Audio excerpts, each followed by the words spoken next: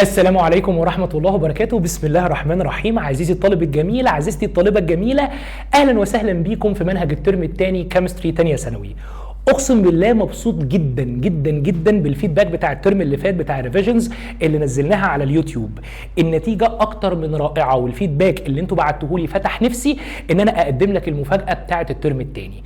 ان شاء الله رب العالمين ربنا يتقبلها مني. منهج الترم الثاني كله كامل فور فري على الشانل بتاعتنا على اليوتيوب الترم الثاني من اول حصه لاخر حصه، بالريفيجنز اللي موجوده قبل امتحان كل شهر، بالريفيجنز بتاعه امتحان الفاينل.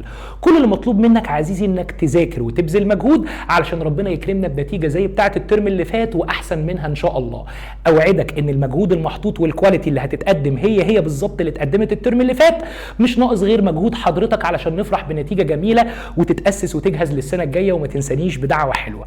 طب يا دكتور يسري الترم ده هعرف الم الدنيا بالحاجات اللي فيه، هو ايه اللي موجود جوه الترم ده؟ تعالى كده افكرك بسرعه احنا هنمشي بايه. اسبوع عزيزي الطالب وكل سنه وانت طيب هيبدا شهر رمضان الكريم. يعني حضرتك هتصوم، هتخلص صيامك، هتبتدي مسلسلاتك، مدرستك تاني يوم، ويفضل السايكل دي تتعاد لغايه لما يخلص تلت الترم. بعد رمضان عندنا العيد الصغير بتاع الكحك ده اللي بتاكله. طيب يا دكتور بعد العيد الصغير شويه وهتلاقي العيد الكبير في وش حضرتك على طول. ايه ده يا دكتور ده فرحه، ده ترم كله اجازات. بس انت لو قضيت الترم ده كله اجازات عزيزي الطالب هتيجي في الاخر تلبس وهتبقى مش متاسس زي ما انا عايز ان انا اسسك. كل اللي مطلوب من حضرتك ان انت هتمشي معايا الترم ده بالنظام بتاعنا اسبوع باسبوع بالمتابعه بتاعتنا علشان اطمن انك مذاكر ومش مراكم، علشان ان شاء الله تعرف تستمتع برمضان، تصوم تصلي وتذاكر، تعرف تستمتع بعيد صغير وعيد كبير. اوعدك انك هديك اجازتك فيهم كامله ان شاء الله، بس تمشي معايا على جدولنا. عندنا ايه الترم ده يا دكتور يسري ان شاء الله؟ بسم الله. اول كلامي كده عندنا 3 شابترز. الثلاثه شابترز دول اقسم بالله اسهل والذ من بتوع الترم اللي فات بكتير. حجمهم اكبر، بس الحجم عمره ما كان مشكله. احيانا بيبقى شابتر صغير قد كده ويلففك حوالين نفسك، فما تبقاش عبيط وتمشي ورا الحجم. الحجم ان شاء الله باذن الله يبقى كبير، لكن الكونتنت سهل وهخليه متستف جوه دماغك. نظامنا هيبقى عامل ازاي؟ حضرتك هيبقى جنبك الكتاب بتتفرج على الحصه بتاعتنا. الكتاب يا دكتور يسري؟ ايوه الكتاب. مفاجاتنا الترم ده ان شاء الله ان الكتاب بتاع حضرتك كامل جاهز على ادنوفا. كل اللي مطلوب منك تخش على منصتنا وتعمل اوردر بالكتاب، هيتوصل لغايه باب بيتك. طب يا دكتور اول حصتين لو الكتاب لسه ما جاليش هتلاقي ان الPDF بتاعهم موجود فور فري لكل الناس على الشانل بتاعتنا بتاعت اليوتيوب في الديسكريبشن بتاع كل فيديو. طيب بقى نظامنا هنمشي ازاي كل اسبوع؟ واحده واحده بقى علشان هو ده اللي احنا هنمشي عليه.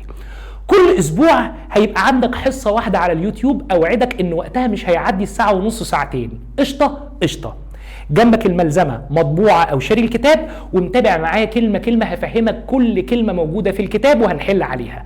الناس اللي عايزه متابعه وعايزه امتحانات كل اسبوع وامتحانات كل شهر تقدر تخش معانا على ادنوفا بمبلغ رمزي جدا، لان احنا تيم فيه 50 دكتور. الترم كله هديه، يعني يا دكتور ادنوفا كمان هديه، والله حاجه رمزيه جدا هتفرحك. هتعمل معايا كل ده عليها وربنا يتقبل منه ان شاء الله. هنعمل ايه بقى يا دكتور؟ بص يا سيدي، كل اسبوع بتنزل فقره اسمها هات ايدك. بنمسك الحصه بتاعتنا ونطلع كل الافكار اللي جت في الجزئيه دي صعبه ومحتاجه تفكير، واعلمك ازاي نحل واحده واحده. بمسك ايدك وبنمشي على الاسئله عشان الدنيا تبقى سهله ولذيذه ان شاء الله.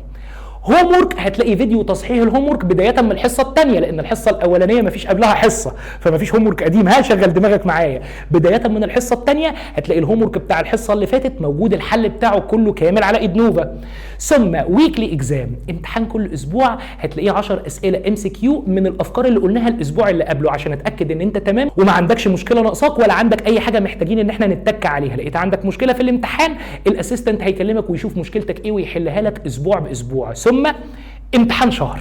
ايه ده يا دكتور غير اللي بمتحنه في المدرسه؟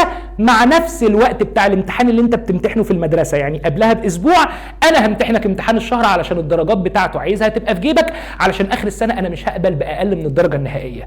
ثم الميني جروب. الميني جروب ده هقسمكم كلكم من 15 ل 20 طالب جوه كل جروب. كل جروب هيبقى عليه انا شخصيا واحد من الدكاتره بتاعتنا الاسيستنتس الموجودين اللي متاهلين علميا جدا على ايدي انا علشان يقدروا يجاوبوا مع حضرتك على اي سؤال سؤال يقف قدامك على مدار الاسبوع كله لغايه لما نسلمك ان شاء الله لثالثه ثانوي وانت واقف على رجلك. اكتر من كده عزيزي الطالب انت مش هتبقى محتاج. كل اللي مطلوب منك انك تحط معايا مجهود وتتذكر دائما ان ربنا وعدنا ان لا نضيع اجر من احسن عملا. يا دكتور ما هو ده اللي بيخوفني لان انا دايما ما بحسنش العمل. عندك فرصه بقى عزيزي ان احنا نبتدي النهارده ان شاء الله بنيه حلوه، ما نراكمش من اول حصه، تبقى ماشي معايا اول باول وننطلق لاعلى الدرجات ان شاء الله رب العالمين. يلا نسمي الله كده ونفرفش. اطبع PDF بتاع اول حصه ويلا يا صديقي نستمتع مع بعض بليسون 1 شابتر 1. يلا بينا يلا بينا يلا بينا يا عزيزي نبتدي مع بعض بسم الله اول خطواتنا في ليسون 1 شابتر 1. طب دكتور يسري هو شابتر 1 ده بيتكلم على ايه؟ يعني ايه الموضوع الكبير اللي هنقعد نمشي فيه 4 حصص مع بعض؟ بص يا صديقي واحده واحده كده، هات ايدك هقول لك العنوان، مش هتفهم منه حاجه، نبتدي نشتبك هتلاقي نفسك متالق. العنوان بتاع شابتر 1 عشان اريحك اسمه بوندنج اند ستيريو ستراكشر بتاع المولكيولز. يعني ايه يا دكتور الكلام ده؟ اتفقنا مع بعض زمان ان اي اتوم موجوده لوحدها دي كده اسمها اتوم مفرده، لكن لو اتوم مسكت مع اختها الاتوم الثانيه هيكونوا لي كيان اكبر اسمه مولكيول. طب الاتوم بتمسك مع اختها الاتوم الثانيه ازاي؟ بحاجه اسمها البوند.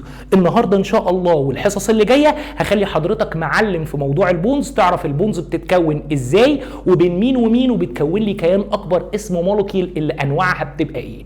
ثم هتكلم على جزئيه تانية بدايه من الحصه اللي بعد الجايه اسمها الستيريو ستراكشر بتاع المولكيولز، يعني الشكل الفراغي الحقيقي 3D بتاع المولكيولز دي بيبقى شكلها عامل ازاي، الانجلز بتوين البونز بتبقى عامله ازاي. ده هيبقى جزء سهل ولذيذ، حضرتك هتشوف الحاجات دي معايا بعينك ولما تيجي تحل الاسئله بتاعتها في الامتحان هديك هنتات اخليك تلعب بالحته دي لعب ان شاء الله رب العالمين.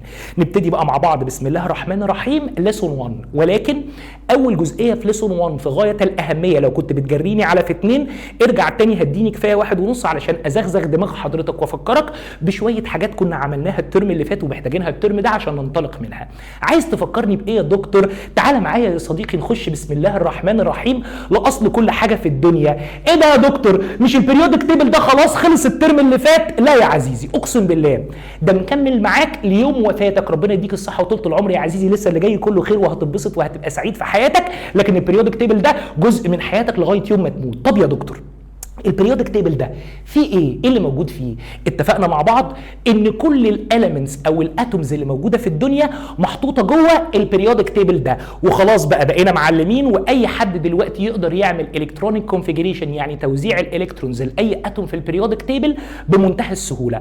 هفكرك كده سريع بالبريودك تيبل. البريودك تيبل بتاعنا كان 18 فيرتيكال جروب واقفين بالطول، 7 هوريزونتال بيريدز موجودين بالعرض. طب الجروبس اللي موجوده بالطول دي يا دكتور يسري لما ايه؟ لما كل الاليمنتس اللي موجوده في الدنيا بناء على الالكترونيك كونفيجريشن او توزيعه الالكترونز بتاعتهم. افكر حضرتك بسرعه، لو جيت توزع اي اليمنت في الدنيا ولقيت الاليمنت ده بينتهي باس 1 يبقى انت في جروب اسمه 1A. اي حاجه في الجروب ده توزيعه الالكترونز بتاعتها بتنتهي باس 1. طيب اللي جنبه ده اس 2 وانا عارف ان الاس اخرها تشيل كام الكترون؟ 2 الكترونز. اي حاجه الالكترونيك كونفيجريشن او توزيعه الالكترونز بتاعتها بتنتهي باس 2 كنا بنسمي الجروب ده 2A. ثم اللي في النص ده كله اسمه الدي بلوك او بنطلق عليهم كلمه الترانزيشن ميتالز. ماشي يا دكتور يسري، الترانزيشن ميتالز دي بالتفصيل تركيزنا عليها هيبقى السنه الجايه في ثالثه ثانوي. نكمل بقى الميني بيريودك تيبل اللي تركيزنا هيبقى عليه ونخش على الحته اللي على اليمين دي اللي اسمها البي بلوك. لو جيت اوزع اي اليمنت في الدنيا ولقيت نهايه التوزيع بتخلص في البي يبقى احنا في البي بلوك ده.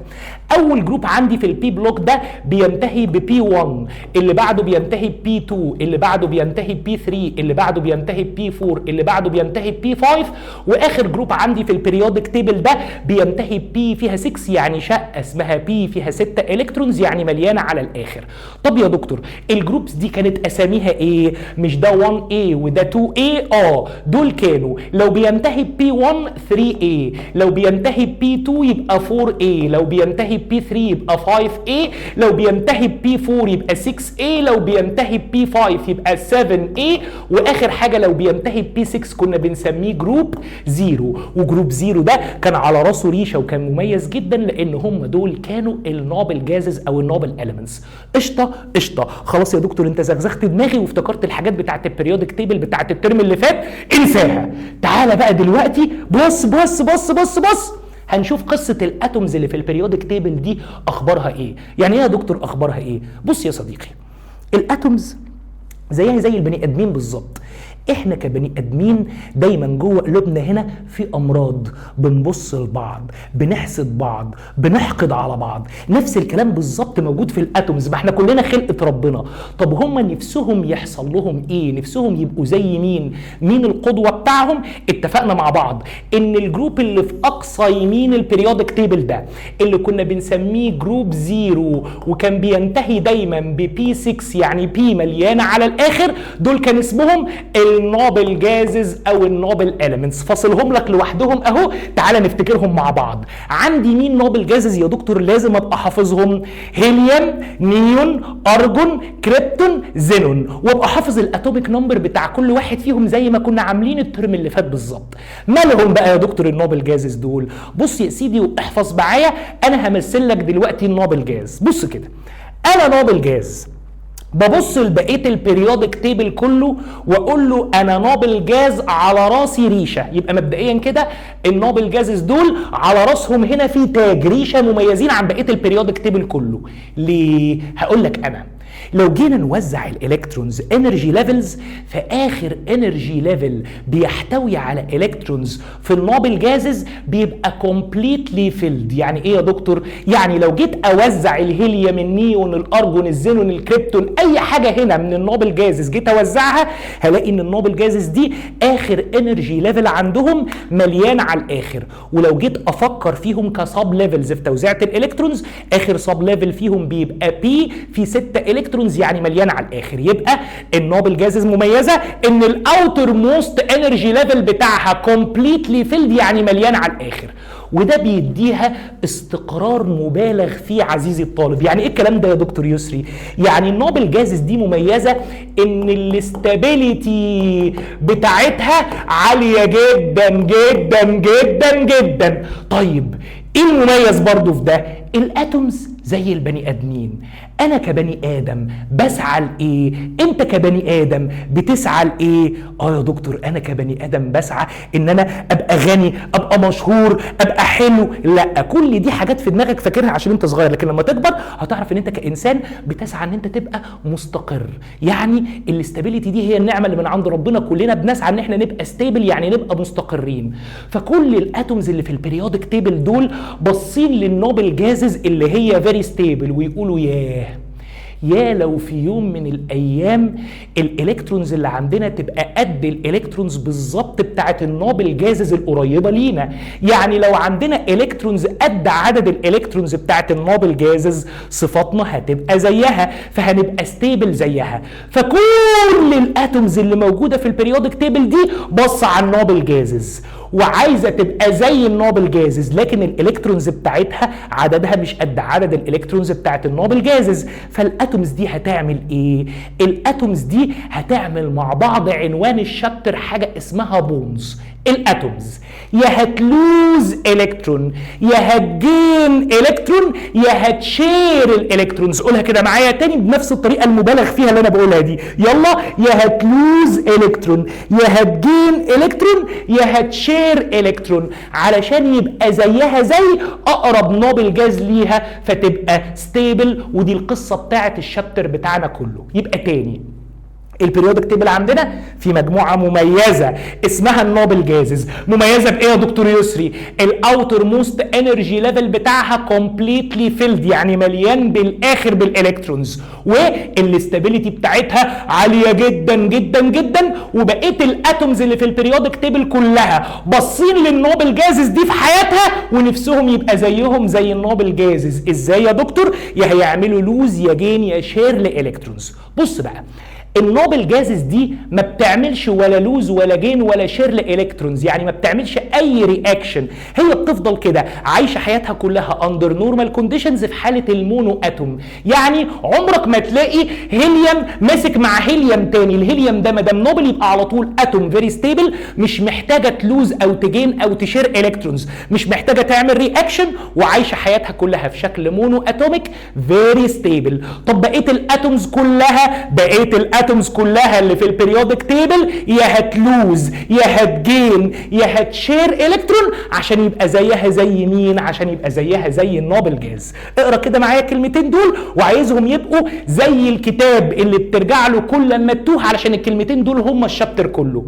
الاتومز اللي في البريودك تيبل يا هتلوز يا هتجين يا هتشير الكترونز علشان تبقى زي النيرست نوبل جاز، يعني الاوتر موست الكترونز عندها تبقى قد الاوتر موست الكترونز عند النوبل جازز كومبليتلي فيلد.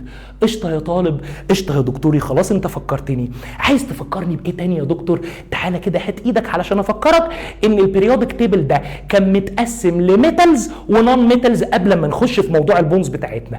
قول لي بقى يا دكتور ايه موضوع الميتالز والنون ميتالز ده؟ فكرني. بص يا سيدي، الميتالز هي الحاجات او الاتومز اللي موجوده في جروب 1A او 2A او 3A، يعني اي حاجه في الاس بلوك ده اسمه الاس بلوك اهو، اللي هو بينتهي باس 1 او اس 2 اللي هو جروب 1A و2A، دول اسمهم ميتالز. والبي بلوك دي اول واحده فيهم اللي بتنتهي بي 1 اللي هي جروب 3A، ده برضه ميتالز. يبقى لو سالتك في اي وقت مين هم الميتالز هتقول لي الميتالز هم جروب 1A اللي اخره S1، جروب 2A اللي اخره S2، جروب 3A اللي اخره P1. طب ولو جيت قلت لك مين هم النون ميتالز من 4A وانت طالع، يعني لو قلت لك 4A اهو بلون مختلف اهي، دي 4A او 5A او 6A او 7A، اي حاجه من دول 4A 5A 6A 7A هتعتبر عندي نون ميتالز. يبقى يلا قبل ما نخش ونشتبك مع الشابتر قسم معايا البريودك تيبل. جروب 1A و2A و3A اللي اخرهم الكترون او 2 او 3 في الاوتر موست، دول الميتالز.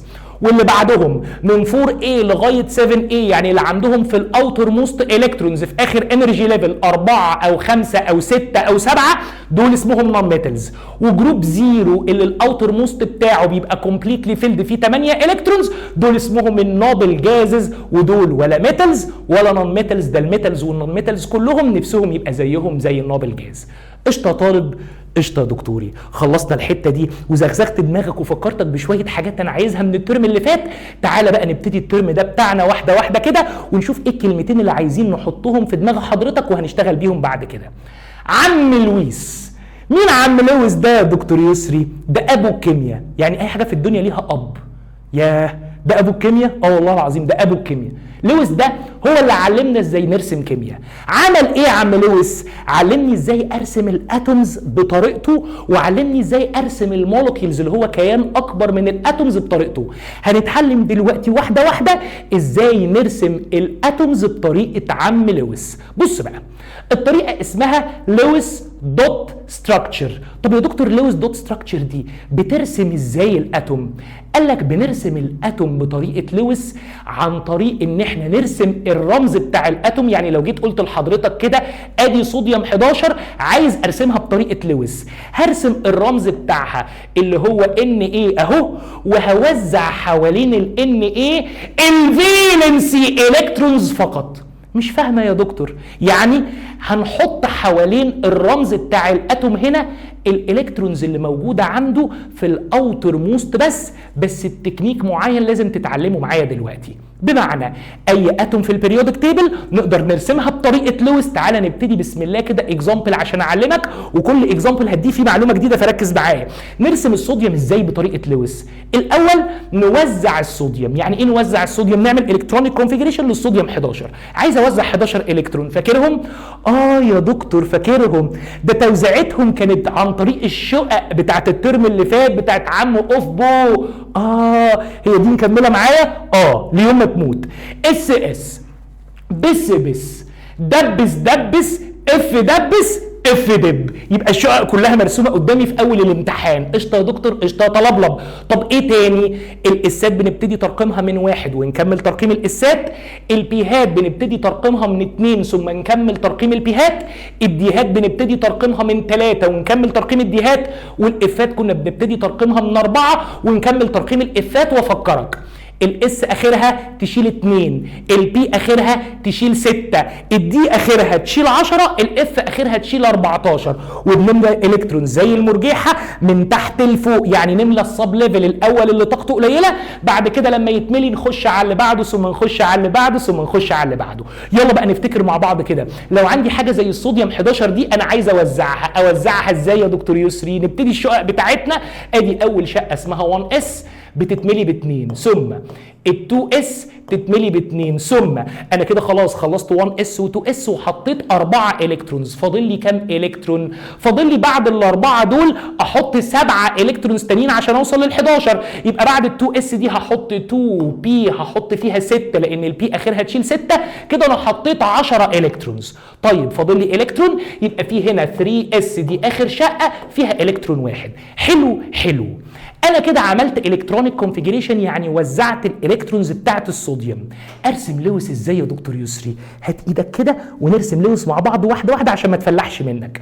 هتيجي وترسم لي الرمز بتاع الصوديوم اللي هو ان ايه. حلوه. ثم حدد لي الالكترونز اللي في الاوتر موست انرجي ليفل. ما قلتش في اخر شقه، لا، بقول لك الالكترونز اللي في اخر انرجي ليفل. طب اعرف منين الالكترونز اللي في اخر انرجي ليفل؟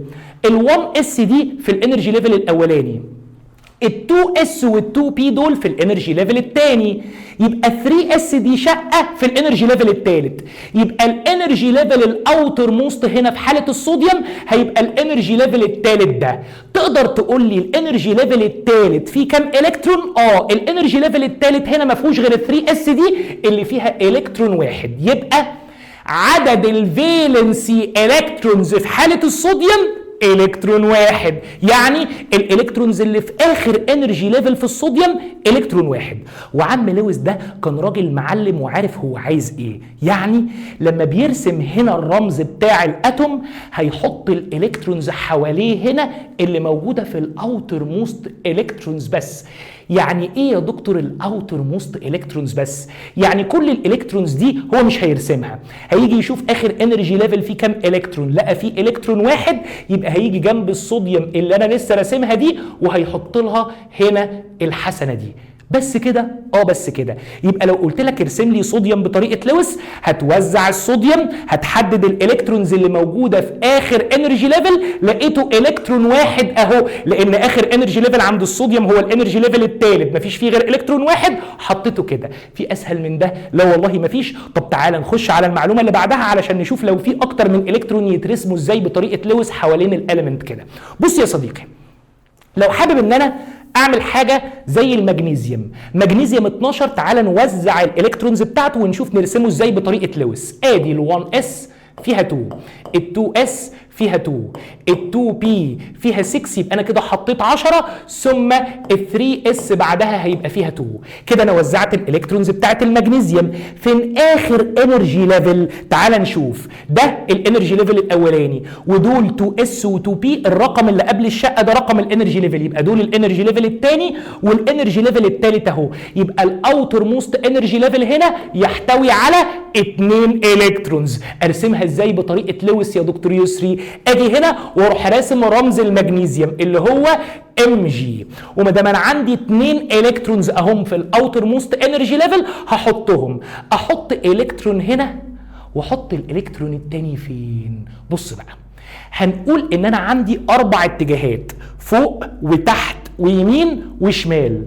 هحط الكترون فوق والالكترون الثاني هحطه هنا في المكان ده في اتجاه تاني، او احط الكترون هنا والكترون هنا. المهم ان الاثنين الكترونز دول يبقوا في الاتجاهات الاربعه في اتجاهين غير بعض، يا واحد هنا وواحد هنا، يا واحد هنا وواحد هنا، يا واحد هنا وواحد هنا. المهم الاربع اتجاهات دول كل اتجاه منهم يبقى فيه الكترون من الاثنين، يعني ادي الكترون وادي الالكترون الثاني. قشطه قشطه. يبقى لو صوديوم صوديوم عندها في الاوتر موست الكترون واحد حطيته هنا اهو، لو مغنيسيوم عندها في الاوتر موست 2 الكترونز يبقى واحد فوق وواحد يمين مثلا، او واحد فوق وواحد شمال، او واحد شمال وواحد يمين.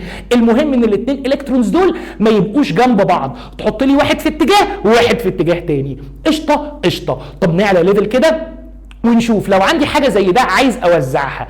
الالومنيوم 13 ثم ارسمه بطريقه لويس. يلا كده بقى جرب بايدك وزع الالومنيوم 13 بسرعه.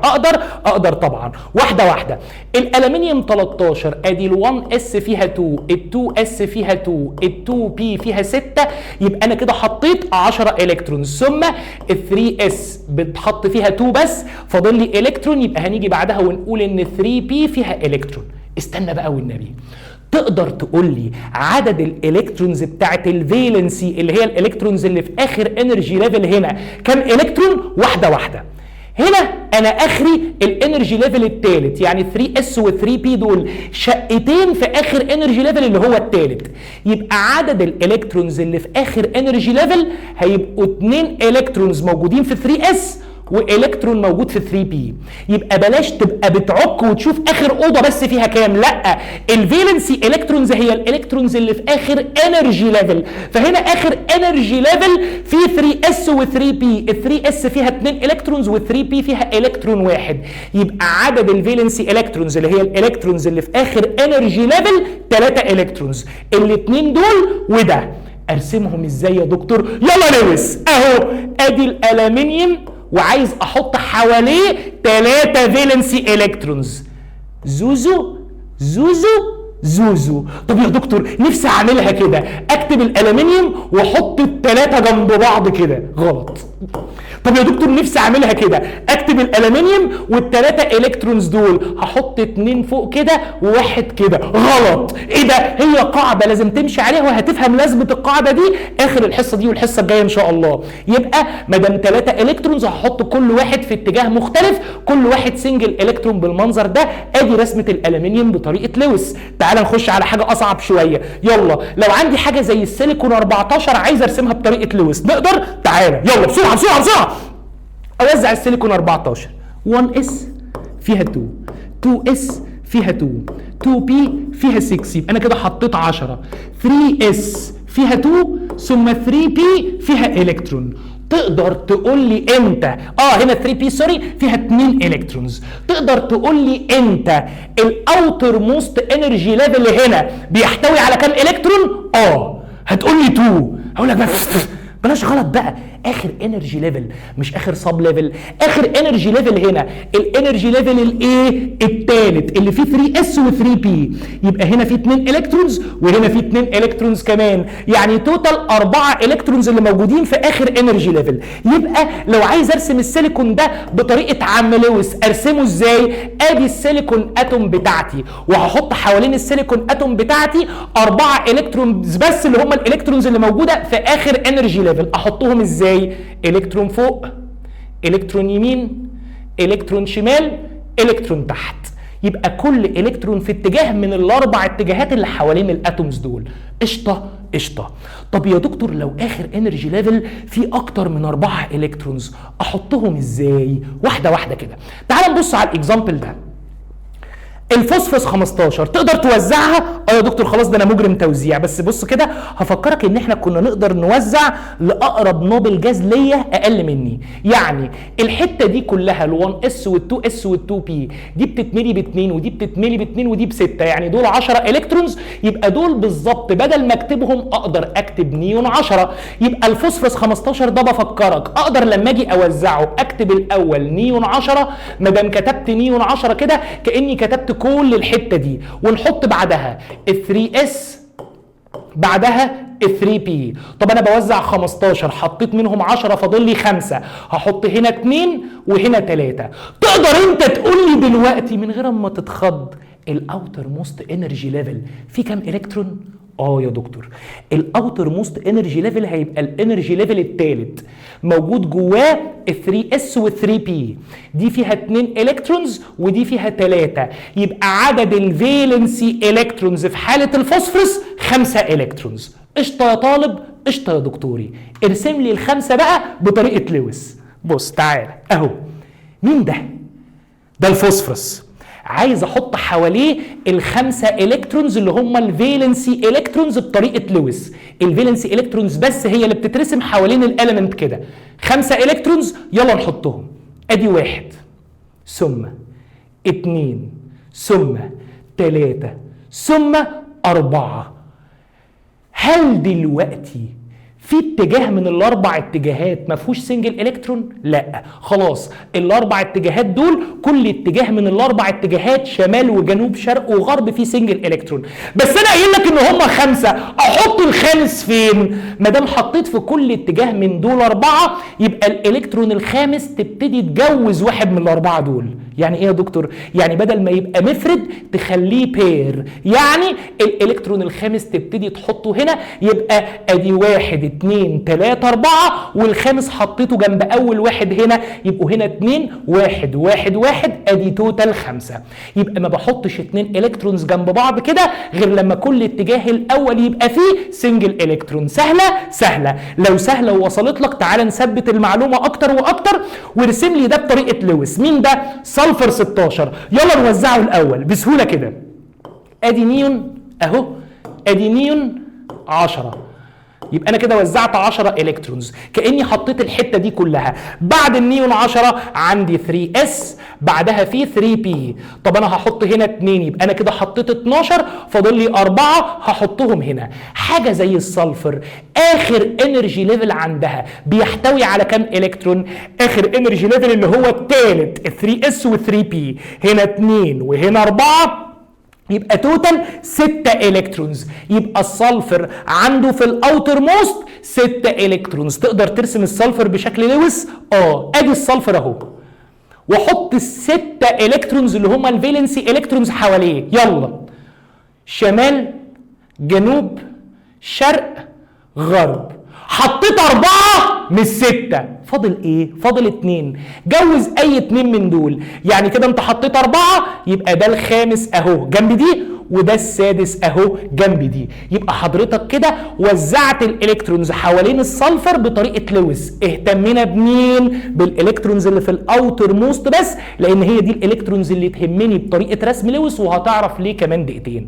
طب يلا لو الدنيا عندك تمام، عايزك بعد اذن حضرتك بقى تجرب ترسم لي الكلورين 17 وبعدها تجرب ترسم لي الارجون 18. دوس بوز دلوقتي، ادي نفسك دقيقتين، وزعه وارسمه بطريقه لويس، وزعه وارسمه بطريقه لويس. يلا دوس بوز واعمل اللي انا قلته، وبعد كده شوف انت عملت صح ولا غلط. ما تسمعش كلامي ليه؟ ما تسمعش كلامي عشان في اول السنه طبعا يا دكتور يسري، فعايزك تخلص. بص يا صديقي نوزعهم بسرعه، يلا ده اونلاين فانا اكيد مش هقفشك. CL 17 عايز اوزعه، يبقى ادي نيون 10 قشطه يا دكتور. وبعد النيون 10 هحط ايه؟ هحط 3s بعدها 3p. طب انا كده حطيت 10، هحط هنا 2 يبقى 12، هحط هنا 5 يبقى انا كده وزعت ال 17 الكترون بتوع كلورين. قشطه قشطه. كام فالنسي الكترون؟ ما انا اهتمامي بالفالنسي الكترونز عشان اقدر ارسم لويس. طب يا دكتور كام فالنسي الكترون؟ هقول لك عندك هنا 5 وهنا 2 والانرجي ليفل الثالث هو الاخراني، يبقى توتال 7 الكترونز. حطهم لي هنا. حط 7؟ حط 7 مالك اهو عادي. ادي 1 2 3 4، حطيت 4 من ال7 قشطه، كل واحد في اتجاه. بعد كده ادي الخامس عملت دول بير، ادي السادس عملت دول بير، ادي السابع عملت دول بير بمزاجي، المهم اعمل بير ل3 منهم ويبقى واحد كده. يبقى ادي ال7 الكترونز مرسومين اهم حوالين السي ال، دول دبل ودبل ودبل وده مفرد لوحده. تقدر بقى تختم معايا بده؟ يا دكتور ده الارجون 18، الارجون 18 ده لو جينا نوزعه 1s2 2s2 2p6 بعد كده 3s2 بعدها 3p6. اخر انرجي ليفل عنده ايه؟ الانرجي ليفل الثالث هو ده اللاست انرجي ليفل اللي موجود عندي. طب اللاست انرجي ليفل او اوتر موست انرجي ليفل او الفالنسي انرجي ليفل كلها مسميات مختلفه لاخر انرجي ليفل بيحتوي على كام الكترون؟ 2 و6 يبقى 8. يبقى لما اجي ارسم الارجون ده بطريقه لويس هحط حواليه 8 الكترونز في الفالنسي انرجي ليفل، يعني الفالنسي انرجي ليفل بتاعه فيه 8 الكترونز. احطهم ازاي؟ بص معايا، ادي 1 2 3 4 ثم ابتدي اعملهم دبلات 5 6 7 8. قشطه قشطه يا دكتوري. كده انا علمتك الحمد لله ازاي ترسم اي اتوم بطريقه مين؟ بطريقه لويس. وخلي بالك ان الارجون دي من ضمن النوبل جازز، فهقول دلوقتي قاعده مهمه جدا جدا جدا هنعمل تفاصيلها الحصه الجايه، بس الحصه دي لازم تبقى عندك ومستقره في قلبك قبل ما تنام. ايه بقى القصه يا دكتور يسري؟ بص يا صديقي، لو الاوتر موست انرجي ليفل بيحتوي على 8 الكترونز، في الحالة دي الاتوم بتبقى very very very very very stable، والقاعدة دي اسمها الاوكتيت رول. ايه بقى يا دكتور تاني؟ هقولها لك والنبي ركز معايا. النوبل جازز مميزة ان الاوتر موست انرجي ليفل بتاعهم بيحتوي على 8 الكترونز، يعني لما اجي ارسمهم لويس بالمنظر ده هتلاقي حواليهم دايما هنا في الاوتر موست انرجي ليفل 8 الكترونز. طب وده بيعمل ايه في الاتوم؟ ده بيخلي الاتوم فيري فيري فيري فيري فيري بشكل مبالغ فيه ستيبل. يعني ايه يا دكتور فيري فيري فيري فيري فيري فيري ستيبل؟ يعني مستقره جدا جدا جدا، وبقيه الاتومز اللي في البريودك تيبل كلها بتلوز او تجين او تشير الكترونز عشان تبقى زيها. يبقى اهتمام عم لويس كله كان بحاجه اسمها الفالنسي الكترونز. الالكترونز اللي في الاوتر موست اللي بنرسمها حوالين الاتوم بالطريقه اللي انا علمتها لك، وهدفنا في الاخر ان الاتومز دي هتلوز او تجين او تشير الكترون عشان يبقى عندها في الاوتر موست 8 زيها زي النوبل جاز. بس خلي بالك ان في نوبل جاز اسمه هيليوم عنده في الاوتر موست 2 بس. اي نوبل جاز تاني غير الهيليوم من النيون وانت نازل عنده في الاوتر موست 8، وده اللي بيديله الاستابيليتي بتاعته. وكل الاتومز بتلوز او تجين او تشير الكترونز عشان الفالنسي الكترونز بتاعتها تبقى 8 زي النوبل جاز، ودي اسمها الاوكتيت. اوكتيت دي جايه من الاوكتوبس. هو الاخطبوط عنده كام دراع؟ ما اعرفش يا دكتور، ما نزلتش قبل كده عديت دراعاته. الاخطبوط عنده 8 دراعات اوكتوبس، عشان كده القاعده اسمها اوكتيت رول. يعني نفسك يبقى عندك في الاوتر موست 8 زي النوبل جاز علشان تبقى ستيبل. طب يا دكتور، هو الراجل اللي اسمه لويس ده رسم اتومز بس؟ لا، بص بقى، هتلاقي عندك في الصفحة الثانية في الملزمة طريقة لويس دوت ستراكشر للكيان الأكبر اللي اسمه مولكيول. كل اللي انت شايفه قدامك على السبورة ده كمان نص ساعة ان شاء الله لما نخلص الكوفالنت بوند هتلاقي نفسك قاعد ترسمه، قادر ترسمه بمنتهى السهولة وبتضرب نار. عديلي الحتة دي دلوقتي، ولما نخلص الكوفالنت بوند بالتفصيل بتاعها ان شاء الله هتقدر ترسم اللويس دوت ستراكشر لأي مولكيول في الدنيا. ايه الفرق بقى يا دكتور بين الاتوم وبين المولكيول؟ ده اللي انا جاي اتكلم فيه دلوقتي معاك. بص يا صديقي، دي قدام حضرتك رسمه للبريودك تيبل، صح؟ يا دكتور يسري صح. اي حاجه جوه البريودك تيبل ده اسمها اتوم. يعني ايه يا دكتور؟ يعني بص كده، لو جيت وقلت لك كربون وسكت يبقى الكربون دي اتوم. لو جيت قلت لك اكسجين وسكت يبقى الاكسجين ده اتوم. لو جيت قلت لك صوديوم وسكت يبقى الصوديوم ده اتوم. والله يا دكتور بتقول معلومات منطقيه جدا، انا عارفها من وانا صغير بشرط لسه. اي حاجه لوحدها كده اسمها اتوم. قشطه قشطه. طيب ايه بقى كلمه مولكيول دي؟ بص يا سيدي، مجرد ما الاتوم مسكت مع اختها الاتوم بحاجه اسمها بوند، قولها كده لنفسك تاني بالاحساس ده، مجرد ما الاتوم مسكت مع اختها الاتوم بحاجه اسمها بوند، يبقى الاتومتين بيمسكوا مع بعض بحاجه اسمها ايه؟ بوند. كونوا لي كيان اكبر اسمه مولكيول. كونوا لي كيان اكبر اسمه ايه؟ مولكيول. يبقى المولكيول دي تعريفها بيبقى الاتي: 2 or more atoms، يعني 2 اتومز او اكتر مسكوا مع بعض بحاجه اسمها بوند او كيميكال بوند، كونوا لي كيان اكبر اسمه مولكيول. قشطه قشطه. يعني لو جيت قلت لك حاجه زي ده H2O، دي كده اتوم ولا مولكيول؟ بالراحه كده، H2O يعني 2 هيدروجين اتومز واكسجين اتوم. 2 هيدروجين اتوم واكسجين اتومز مسكوا مع بعض كونوا لي كيان كبير اسمه H2O، يبقى ال H2O دي مولكيول. 2 or more atoms في بينهم كيميكال بوند اللي هندرسها بالتفصيل. طب ولو جيت قلت لك حاجه مثلا زي ده NaCl، ال NaCl على بعضه ده اتوم ولا مولكيول؟ الصوديوم دي اتوم والكلورين دي اتوم، لما مسكوا مع بعض بكيميكال بوند كونوا لي حاجه اسمها NaCl اللي هي مولكيول. طب ولو جيت قلت لك Cl2 او جيت قلت لك O2 ده كده اتوم ولا مولكيول؟ Cl2 تبقى مولكيول لان هما 2 كلورين اتومز ماسكين مع بعض ببوند. طب O2 برضه مولكيول لان هما 2 اكسجين اتوم ماسكين مع بعض بكيميكال بوند. يبقى اي 2 اور مور اتومز ماسكين مع بعض بكيميكال بوند كونوا لي كيان اكبر اسمه مولكيول. قشطه قشطه. عايز اقول معلومه بقى بيلعبوا فيها كده وممكن تجي لك تريكات في الام سي كيو فتبقى عارفها. المولكيول دي نوعين. قول يا دكتور نوعين ايه؟ واحده واحده كده، والله مسميات لذيذه قوي. يا اما المولكيول دي يبقى اسمها element molecule، يا اما المولكيول دي يبقى اسمها compound molecule.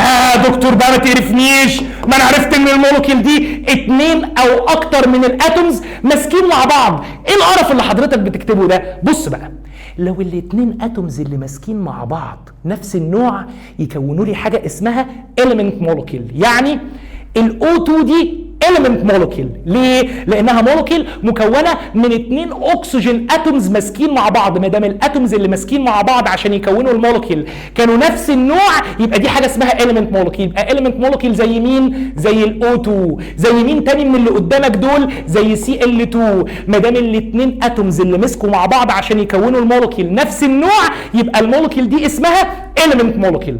طب حاجه زي ال H2O، حاجه زي ال NaCl، دول بسميهم compound molecule. اكيد انت لاحظت الفرق، مش محتاج ذكاء.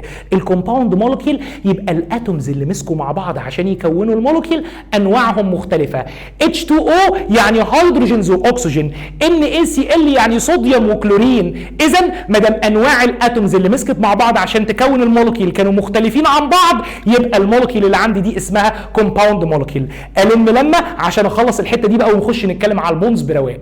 الاتوم كل ما هو مفرد قاعد لوحده كده هو اتوم، وكل املها في الدنيا تلوز او تجين او تشير الكترونز عشان يبقى زيها زي النوبل جاز. طب المولكيولز تعرفها 2 اور مور اتومز عملوا مع بعض حاجه اسمها كيميكال بوند وكونوا لي كيان اكبر. الكيان الاكبر ده اسمه المولكيول. طب يا دكتور يسري المولكيول دي نوعين، يا اما element molecule، مولكيول مكونه من اتومز زي بعض زي O2 او Cl2، او كومباوند مولكيول يعني مولكيول مكونه من اتومز مختلفين عن بعض. قشطه قشطه يا دكتور. هنعمل ايه بقى دلوقتي؟ هنخش في صلب الموضوع.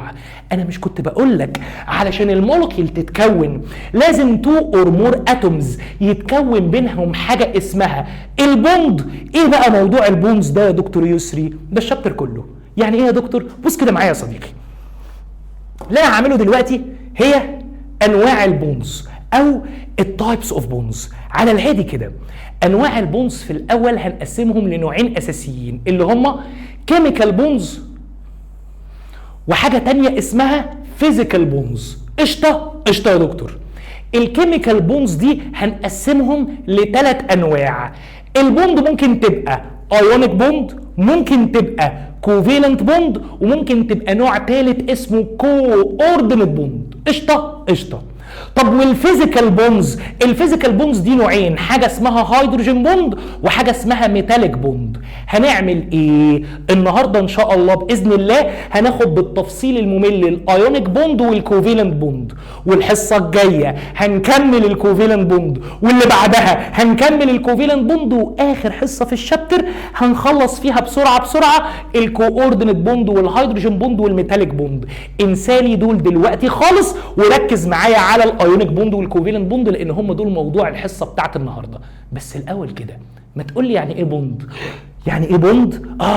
البوند دي الحاجه اللي بتتم بين 2 اور مور اتومز علشان يبقوا مولكيول. يعني اي اتوم بتعمل مع اختها الاتوم الثانيه حاجه اسمها بوند علشان يكونوا لي مولكيول. البوندز اللي هناخدهم النهارده الايونيك بوند والكوفالنت بوند بالتفصيل الممل. ايه الفرق بينهم؟ هقول لك دلوقتي كروكي الفرق بينهم، بعد كده هنخش في تفاصيل الايونيك بوند لوحدها نص ساعه وفي تفاصيل الكوفالنت بوند لوحدها نص ساعه. تعالى يا صديقي كده الاول نتكلم على الايونيك بوند واحده واحده.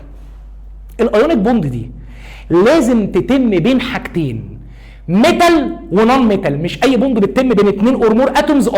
يبقى الاتومز اللي هتعمل ايونيك بوند لازم واحد منهم يبقى ميتال والتاني بيبقى نون ميتال. حلو قوي. يبقى الايونيك بوند دي البوند اللي بتبقى بتتواجد او بتبقى موجوده بين ميتال ونون ميتال. الميتال والنون ميتال لما يبقى بينهم وبين بعض ايونيك بوند هينتج منها حاجه اسمها ايونيك مولكيول. يعني لو قلت لك الان ايه ده ميتال، حلو. طب والنون ميتال السي ال، الان ايه ده ميتال من جروب 1 a والسي ال ده نون ميتال من جروب 7 a. الان ايه والسي ال لما يقابلوا بعض هيكونوا لي كيان اكبر اسمه ان اي سي ال، والان اي سي ال دي هي الايونيك مولكيول. طب الان ايه والسي ال دول علشان يمسكوا مع بعض عملوا بوند اسمها ايه؟ ما دام ميتال ونون ميتال يبقى البوند اسمها ايونيك بوند. وهنعملها مع بعض كمان شوية ان شاء الله بقصة فيها اتنين، واحد قوي واحد هفق، وهتبقى لذيذة وهتلعب بيها ان شاء الله. طب ايه بقى الكوفيلنت بوند دي يا دكتور؟ الكوفيلنت بوند دي الحاجات اللي بتعمل بوند مع بعض بيبقوا اتنين اور مور اتومز من النون ميتالز، مفيش ميتالز خالص بتظهر هنا.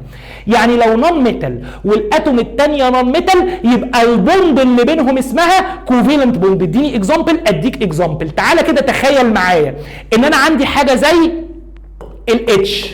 الاتش ده نون ميتال، هجيب منه كام؟ هجيب منه 2.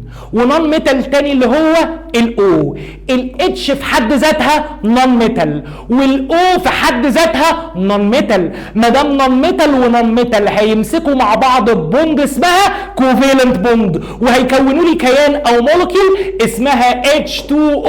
والH2O كده كاكزامبل يبقى اسمها كوفيلنت مولكيول، لان هم نون ميتال مسك مع نون ميتال بكوفيلنت بوند. حلوه. يبقى الاتوم بتمسك مع الاتوم ببوند عشان يكونوا لي كيان اكبر اسمه مولكيول. لو الاتومز اللي مسكوا مع بعض كانوا ميتال ونون ميتال يمسكوا مع بعض بحاجه اسمها ايونيك بوند ويكونوا لي ايونيك مولكيول. بيمسكوا مع بعض بايونيك بوند، دي البوند اللي بينهم، وبيكونوا لي حاجه اسمها ايونيك مولكيول زي ال NaCl. ولو اتنين نون ميتالز او اكتر يعني مفيش ميتال خالص هيمسكوا مع بعض ويكونوا مولكيول، هيمسكوا مع بعض بوند اسمها كوفيلنت بوند. وده اللي هنتكلم فيه النهارده بالتفصيل الممل. عايزك دلوقتي تاخد نفسك، تعمل لي كوبايه شاي، ونيجي نبدا اول والذ قصه عندنا في المنهج، قصه الايونيك بوند. يلا بينا. بسم الله يا عزيزي، يلا هات ايدك علشان نبتدي اهم جزئيه في حصه النهارده، ونتكلم مع بعض على اول نوع من انواع البوندز اللي اسمه الايونيك بوند. والله العظيم زي العسل. كل اللي مطلوب منك دلوقتي انك تخش معايا في القصه. هشبه لك القصه كده بتشبيه جميل هيسري على كل الايونيك بوند اللي بتكون الايونيك مولكيول، ونفصصها مع بعض ونلعب اللعبه دي. ايه اللعبه بقى دي يا دكتور؟ تعالى يا صديقي اخدك في الفكره بتاعه الايونيك بوند. الايونيك بوند دي هي البوند اللي بتتكون بين حاجتين، بين ميتال وبين نون ميتال. يعني لازم علشان يبقى فيه ايونيك بوند يبقى عندي 2 اتومز، واحده ميتال والثانيه نون ميتال.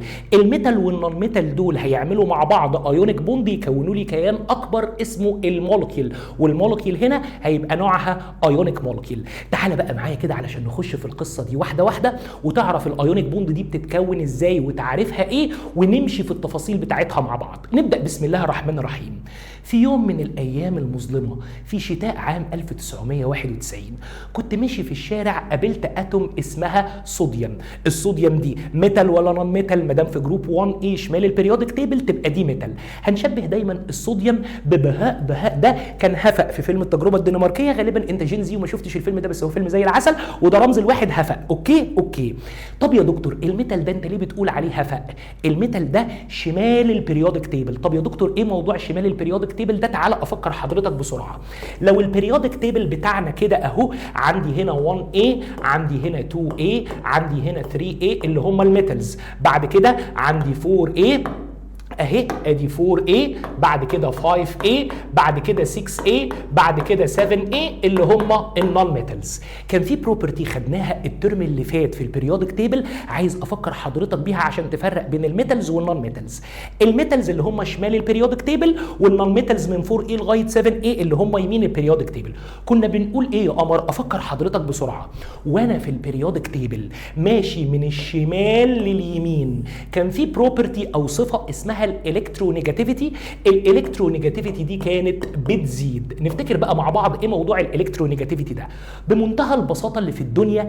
الالكترونيجاتيفيتي بالعربي كده تعرفها هي قدره الاتوم على جذب الالكترونز. في اتومز الالكترونيجاتيفيتي بتاعتها عاليه بلطجيه قويه قادره تشد الالكترونز ليها، وفي اتومز ثانيه الالكترونيجاتيفيتي بتاعتها قليله بنسميها الاتومز الهفق ما بتقدرش تشد الالكترونز ليها. يبقى البريودك تيبل قدامي اهو، وانا ماشي في البريودك تيبل من الشمال لليمين، ايه اللي بيحصل يا دكتور يسري؟ الالكترونيجاتيفيتي بتزيد. ده معناه ان النون ميتالز دول الالكترونيجاتيفيتي بتاعتهم هتبقى عاليه لان هم يمين البريودك تيبل. طب بالنسبه للميتالز يا دكتور اللي هم شمال البريودك تيبل الالكترونيجاتيفيتي بتاعتهم هتبقى قليله. ده اللي هنطلق منه الكل اللي جاي، فركز معايا عشان خاطري. يلا وانا ماشي في البريودك تيبل من الشمال لليمين في صفه اسمها الالكترونيجاتيفيتي عماله بتزيد. الالكترونيجاتيفيتي دي قدره الاتوم على جذب الالكترونز ليها، وانا ماشي يمين الالكترونيجاتيفيتي بتزيد. يبقى النون ميتالز الالكترونيجاتيفيتي بتاعتها عاليه والميتالز الالكترونيجاتيفيتي بتاعتها قليله. يبقى مين يقدر يشد الالكترونز ليه اكتر؟ النون ميتالز اللي الالكترونيجاتيفيتي بتاعتها عاليه. ومين تتشد منه الالكترونز او يخسر الالكترونز بسهوله؟ الميتالز اللي الالكترونيجاتيفيتي بتاعتها قليله. اتفقنا. نرجع للقصه بتاعتنا. يلا في يوم من ايام شتاء 1991 كنت ماشي في الشارع، قابلت اتوم اسمها صوديوم. يبقى اول حاجه الصوديوم اللي قدامي دي لسه صوديوم ايه؟ لسه صوديوم اتوم. قلت لها يا صوديوم اتوم انت صوديوم كام؟ قالت لي انا صوديوم 11 وادي توزيعه الالكترونز بتاعتي اهي. قلت لها يا صوديوم انا كيسري عايز اعرف انت حلمك ايه؟ قالت لي يا ابو اليسر هقول لك حلمي ايه. انا حلمي ان انا ابقى مستقره زي اقرب نوبل جاز ليا. طب اقرب نوبل جاز ليكي اخره بيبقى ايه؟ اخره بيبقى بي 6، يعني اوضه اسمها بي او شقه اسمها بي فيها 6 الكترونز، او الاوتر موست انرجي ليفل يبقى كومبليتلي فيلد فيه 8 الكترونز على الهادي بقى. يبقى حلمك يا صوديوم ان انت تعملي ايه؟ قالت لي انا حلمي ان انا اخسر الالكترون ده، ولو خسرت الالكترون ده هيبقى اخر سب ليفل عندي بي 6 او اخر انرجي ليفل عندي اهو في 8 الكترونز، فهبقى ستيبل زي اقرب نوبل جاز ليا. قشطه. يبقى حلم الصوديوم اللي هي ميتال انها تلوز الكترون، ولما تلوز الكترون واحد هيبقى الاستراكشر او الالكترونيك كونفيجريشن بتاعها زي اقرب نوبل جاز ليها فهتبقى ستيبل. ثم اتمشيت شويه قابلت اتوم تانية. الاتوم التانية دي اسمها فلورين F9. قلت لها السلام عليكم انا يسري انت مين؟ قالت لي انا فلورين. قلت لها حلمك ايه يا فلورين؟ قالت لي انا F9 وادي توزيعه الالكترونز بتاعتي اهي. انا في جروب 7A، فحلمي ان انا اخد الكترون احطه على البي 5 دي فتبقى بي 6، فالاوتر موست عندي يبقى كومبليتلي فيلد زي اقرب نوبل جاز ليا. قشطه. يبقى حلم النون ميتال ده ان هو يجين الكترون، انما حلم الميتال ده ان هو يلوز الكترون. انا هعمل ايه؟ انا هاجي وهقرب الاثنين من بعض وهحقق لكل اتوم حلمها. تعالى كده هاجي للصوديوم واقول لها يا صوديوم يلا اعملي لوز ل1 الكترون، هتخسر الكترون. يبقى الصوديوم اتوم هتخسر الكترون. لما الصوديوم اتوم تخسر الالكترون ده هتتحول الى Na بوزيتيف. افتكر معايا الNa بوزيتيف دي مش اتوم، امال الNa بوزيتيف دي ايه؟ دي بوزيتيف اين. البوزيتيف اين عندنا في الكيمياء دايما بنطلق عليها كلمه كاتاين. خسرت الكترون نيجاتيف فظهر عليها تشارج بلس 1، والالكترونيك كونفيجريشن او توزيعه الالكترونز بتاعتها بعد ما خسرت الالكترون ده اهو اخرها 2s2 2p6، يعني اخرها في اخر انرجي ليفل كومبليتلي فيلد بالالكترونز في 8 الكترونز. قشطه. يبقى الصوديوم خسرت الكترون تحولت الى البوزيتيف اين اللي بنطلق عليها كاتاين. حققت حلمها بقت زيها زي اقرب نوبل جاز ليها، بقى زيها زي اقرب نوبل جاز ليها. شكرا يا صوديوم. تعال نشوف الفلورين ونحقق لها حلمها. انت كفلورين نفسك تجيني 1 الكترون، يعني تاخدي الكترون عشان تكملي الاوتر موست بتاعك ويبقى مليان زي اقرب نوبل جاز ليكي. اذا الفلورين هتجين 1 الكترون. وافتكر معايا لما حاجه بتجين الكترون بتتحول من كونها اتوم الى كونها بوزيتيف ولا نيجاتيف اين؟ بقى نيجاتيف اين، لانها عملت جين لالكترون التشارج بتاعته نيجاتيف فتحولت الى نيجاتيف اين. طب الفلورايد النيجاتيف النيجاتيف اين دي يا دكتور يسري الاستراكشر بتاعها زي اقرب نوبل جاز ليها؟ اخرها اهو 2s2 2p6، اخر شقه مليانه على الاخر، واخر انرجي ليفل اهو اللي هو الانرجي ليفل الثاني في 8 الكترونز ودنيتها تمام. يبقى الصوديوم لما خسرت الكترون بقت زي اقرب نوبل جاز ليها وتحولت الى صوديوم اين اللي هي الكاتاين البوزيتيف اين. والفلورين لما عملت جين لالكترون تحولت الى اف نيجاتيف اللي هي الفلورايد اين نيجاتيف اين اللي هي الاناين. كل واحده حققت حلمها وكل واحده بقت زي اقرب نوبل جاز ليها. الميتال عمل لوز والنون ميتال عمل جين. ليه الميتال عمل لوز والنون ميتال عمل جين؟ افكرك، الميتال ده كان بهاء هفق في شمال البريودك تيبل، الالكترونيجاتيفيتي بتاعته قليله، يعني مقدرته على جذب الالكترونز قليله، فده اللي بيلوز. طب والنون ميتال اللي كان يمين البريودك تيبل الالكترونيجاتيفيتي بتاعته عاليه، قدرته على جذب الالكترونز عاليه، فهو ده اللي بيجين الالكترون ويتحول الى النيجاتيف اين. قشطه قشطه يا دكتور. طب المولكيول على بعضها اسمها ايه؟ بص يا صديقي، المولكيول على بعضها هنا اسمها صوديوم فلورايد. يبقى الكيان الكبير اللي اتكون عندي اللي اسمه مولكيول اسمه صوديوم فلورايد، حته منه ميتال حته منه نون ميتال. جدع، الميتال عمل لوز وبقى بوزيتيف اين، والنون ميتال عمل جين وبقى نيجاتيف اين. تمام يا دكتور، ما هي قصه جميله اهو، واحد بيلوز والتاني بيجين. اللي بيلوز بيبقى بوزيتيف اين اللي هي الكاتاين، واللي بيجين بيبقى نيجاتيف اين اللي هي الاناين.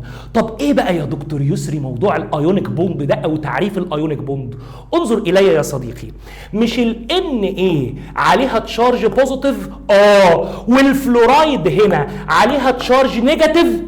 استنى بقى، خدنا زمان وانت صغير ان اي بوزيتيف تشارج ونيجاتيف تشارج جنب بعض بيبقى فيه بينهم اتراكشن فورس قويه، صح؟ يا دكتور صح. اذا البوزيتيف تشارج والنيجاتيف تشارج اللي موجودين على الكاتاين والاناين دول بيبقى فيه بينهم اتراكشن فورس قويه. الاتراكشن فورس دي هي الايونيك بوند. يبقى لو جيت قلت لك عرف لي الايونيك بوند هتقول لي الايونيك بوند دي السترونج قويه الكتروستاتيك اتراكشن فورس. قولها معايا كده مرتين، it is the strong قويه الكتروستاتيك اتراكشن فورس، يعني اتراكشن فورس حصل بين اوبوزيت ساينز بوزيتيف ونيجاتيف الكاتاين والاناين، هو ده الايونيك بوند. يبقى تعريف الايونيك بوند it is the electrostatic attraction force اللي بتبقى موجوده بين البوزيتيف اين والنيجاتيف اين او الكاتاين والاناين. قشطه. طب هل يا دكتور يسري نقدر نرسم ال NaF بالطريقه دي؟ لا. يعني ايه؟ ما تعملش خط كده بين الكاتاين والاناين ابدا، بتحطهم جنب بعض، هي دي الايونيك مولكيول. والايونيك بوند بتبقى الاتراكشن اللي موجود هنا بين البوزيتيف وبين النيجاتيف. يعني يا دكتور الايونيك بوند دي ملهاش ماتيرياليستيك اكزيستنس. الجمله القذره دي يعني ايه ملهاش ماتيرياليستيك اكزيستنس؟ يعني مش حاجه اقدر امسكها بايدي، دي مجرد اتراكشن فورس، بس مش اتراكشن فورس عاديه، دي اتراكشن فورس قويه جدا بين البوزيتيف اين والنيجاتيف اين اللي هي الكاتاين والاناين. قشطه يا طالب، قشطه يا دكتوري. يبقى دايما لو قلت لك ايونيك بوند تتكون بين مين ومين هتقول لي بين ميتال ونون ميتال. الميتال بيلوز الكترون ويتحول الى بوزيتيف اين، والنون ميتال بيجين الالكترون ويتحول الى نيجاتيف اين، والايونيك بوند هي الاتراكشن فورس اللي بين الكاتاين والاناين. جميله. طب يا دكتور هنعمل ايه دلوقتي؟ هنتكلم على شروط الايونيك بوند. هو الايونيك بوند ليها شروط وانت عارفها وهنستنتجها دلوقتي مع بعض، يعني انت اللي هتقولها من بقك ودماغك مش انا اللي هقولها.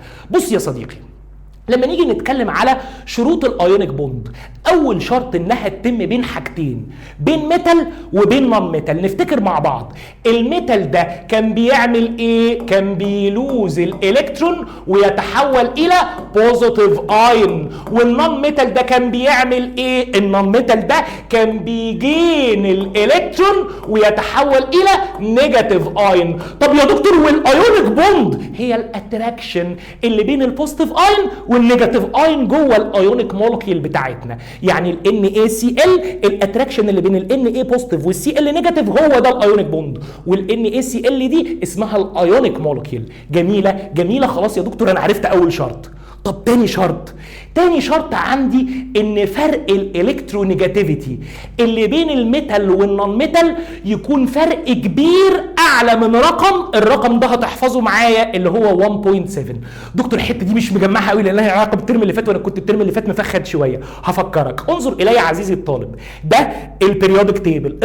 قشطه نفتكر كده، فين الميتالز وفين النون ميتالز عندنا؟ 1A ده ميتال، 2A ده ميتال، 3A ده ميتال. طب وكل دول كانوا نون ميتالز، يبقى 4A ده اهو نون ميتال، 5A نون ميتال، 6A نون ميتال، 7A نون ميتال. طب فكرني يا دكتور بموضوع الالكترونيجاتيفيتي واحده وانا ماشي في البريودك تيبل من الشمال لليمين. ايه اللي كان بيحصل يا دكتور يسري؟ الالكترونيجاتيفيتي كانت بتزيد. اذا النون ميتالز دول الالكترونيجاتيفيتي بتاعتهم بتبقى عاليه، والميتالز دول الالكترونيجاتيفيتي بتاعتهم هتبقى قليله. طب يا دكتور ايه الالكترونيجاتيفيتي دي؟ فكرني بيها تاني يا عم والله. قدرة الاتوم على جذب الالكترونز.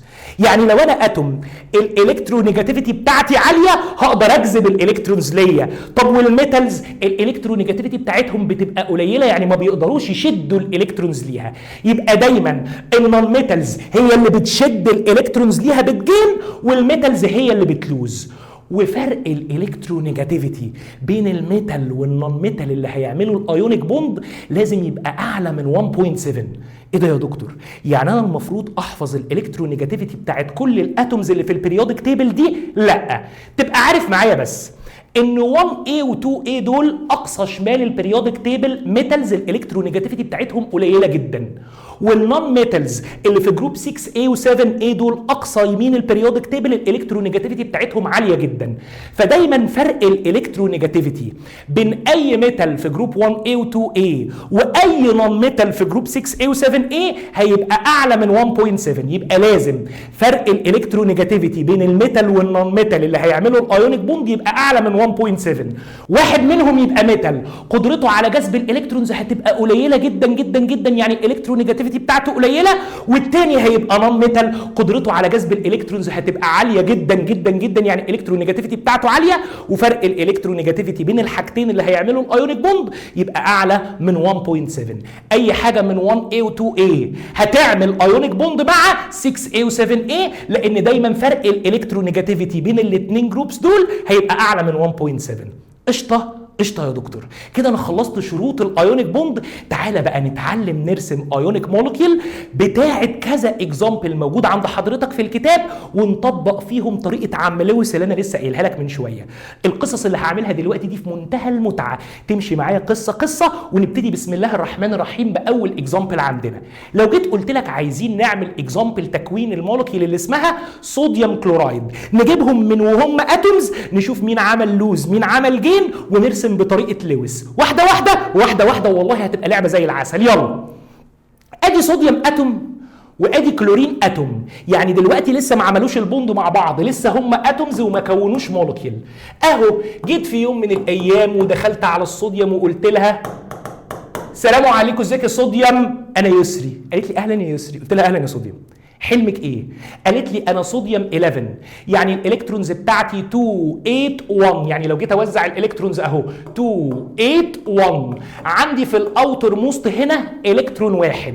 دايما الصوديوم او الحاجات الميتالز هتعمل لوز ولا جين علشان يبقى عندها الاوتر موست زي اقرب نوبل جاز. الصوديوم هتخسر الالكترون ده، فالاوتر موست عندها هيبقى ال8 ده، يعني هيبقى كومبليتلي فيلد، يبقى اي ميتال هيلوز، اي نون ميتال هيجين. يبقى الصوديوم دي هتلوز الكترون، ولما تلوز الالكترون ده هتبقى بوزيتيف ايون. تعالى بقى نرسم بطريقه عم لويس واحده. لو جيت ارسم الصوديوم بطريقه عم لويس، هو لويس ده كان بيرسم ايه؟ كان بيرسم الالكترونز اللي في الفالنسي اللي في الاوتر موست، صح؟ الصوديوم دي عندها كام الكترون في الاوتر موست؟ الكترون واحد، فنروح راسمين صوديوم ونحط جنبها حسنه في اتجاه من الاربع اتجاهات، يبقى انت كده رسمت الصوديوم بطريقه لويس. قشطه يا دكتور. طب تعالى نروح للسي ال دي. سلام عليكم يا سي ال، انا يسري، انت مين؟ قالت لي انا سي ال. سي ال يعني 17 الكترون، الكترون يعني 2 8 7. ادي توزيعتهم بالانرجي ليفلز وادي توزيعتهم اللي احنا عارفينها بالسب ليفلز. عندك في الاوتر موست كام الكترون؟ 7 الكترونز اهو، 3s2 و 3p5، يعني عندي هنا 2 وعندي هنا 5، يبقى عندي في الاوتر موست 7 الكترونز. ارسم الكلورين بطريقه لويس، تقدر؟ لويس كان بيرسم الالكترونز اللي موجوده في الاوتر موست بس. اذا لما اجي ارسم السي ال بطريقه عم لويس، عندها في الاوتر موست 7 الكترونز، هحطهم 1 2 3 4، بعد كده ابتدي اعمل بيرز 5 6 7. تقدر تقول لي دي عايزه تعمل ايه ودي عايزه تعمل ايه؟ يا دكتور اقدر اقول لك. الصوديوم دي هتلوز 1 الكترون. اي ميتال في الدنيا هيلوز الكترونز عشان يبقى زي النوبل جاز، فدي هتلوز 1 الكترون من هنا. لو عملت لوز لالكترون من هنا هيبقى الاوتر موست بتاعها كومبليتلي فيلد زي النيون اللي هو النوبل جاز الاقرب ليها. قشطه قشطه. طب ولما تلوز 1 الكترون، الالكترون اللي هتلوزه ده هيروح فين؟ ايه ده يا دكتور؟ هو هيروح في حته؟ بص بقى، النون ميتال ده مش النون ميتال علشان يبقى حواليه 8 ويبقى ستيبل في الاوتر موست زي اقرب نوبل جاز محتاج يجين الكترون؟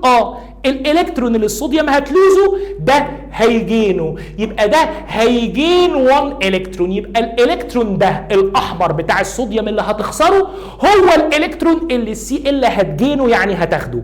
طب دي بعد ما عملت لوز بقى منظرها عامل ازاي يا دكتور يسري؟ انظر الي، بقت ان ايه كده واحطها بين قوسين واكتب هنا تشارج بوزيتيف، معناه انها تحولت الى بوزيتيف اين. البوزيتيف اين عندنا في الكيمياء اسمها الكاتاين. قشطه قشطه. طيب والسي ال دي لما عملت جين لالكترون نيجاتيف زياده على اللي عندها اللي هو الالكترون الاحمر ده اللي خدته من هنا لهنا، تحولت الى سي ال ماينس 1. سي ال ماينس 1 يعني تحولت الى نيجاتيف اين. النيجاتيف اين ده اللي هو الاناين، والان اي سي ال على بعضها اسمها الايونيك مولكيول. قشطه قشطه.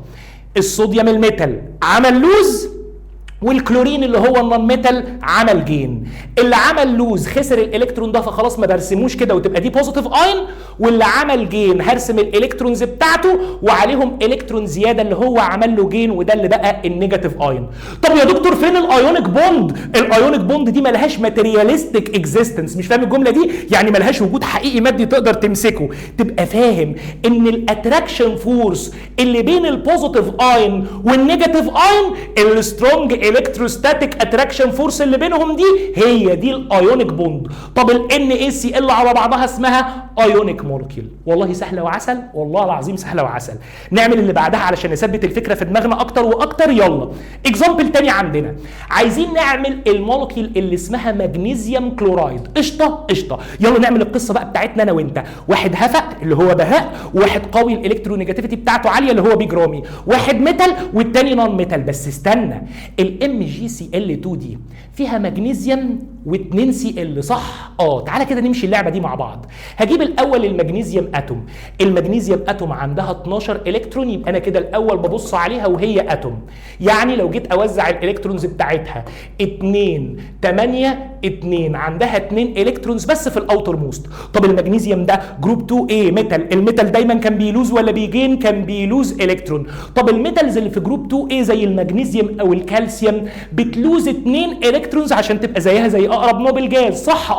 يبقى المغنيسيوم اتوم دي هتلوز 2 الكترونز عشان تبقى زي النوبل جاز. اي ميتال بيلوز، اي ميتال بيلوز. يبقى اول اتوم عندنا دي اللي هي الميتال اتوم هتلوز 2 الكترونز وتبقى ام جي بلس 2 اللي هو البوزيتيف اين. قشطه قشطه. طب وده عندي 2 سي ال اتومز، يعني لسه ده اتوم اهي، والاتوم اللي عندي هنا دي نون ميتال، ونفس الكلام هيسري هنا. السي ال 17 دي اتوم وبرضه الاتوم دي نون ميتال.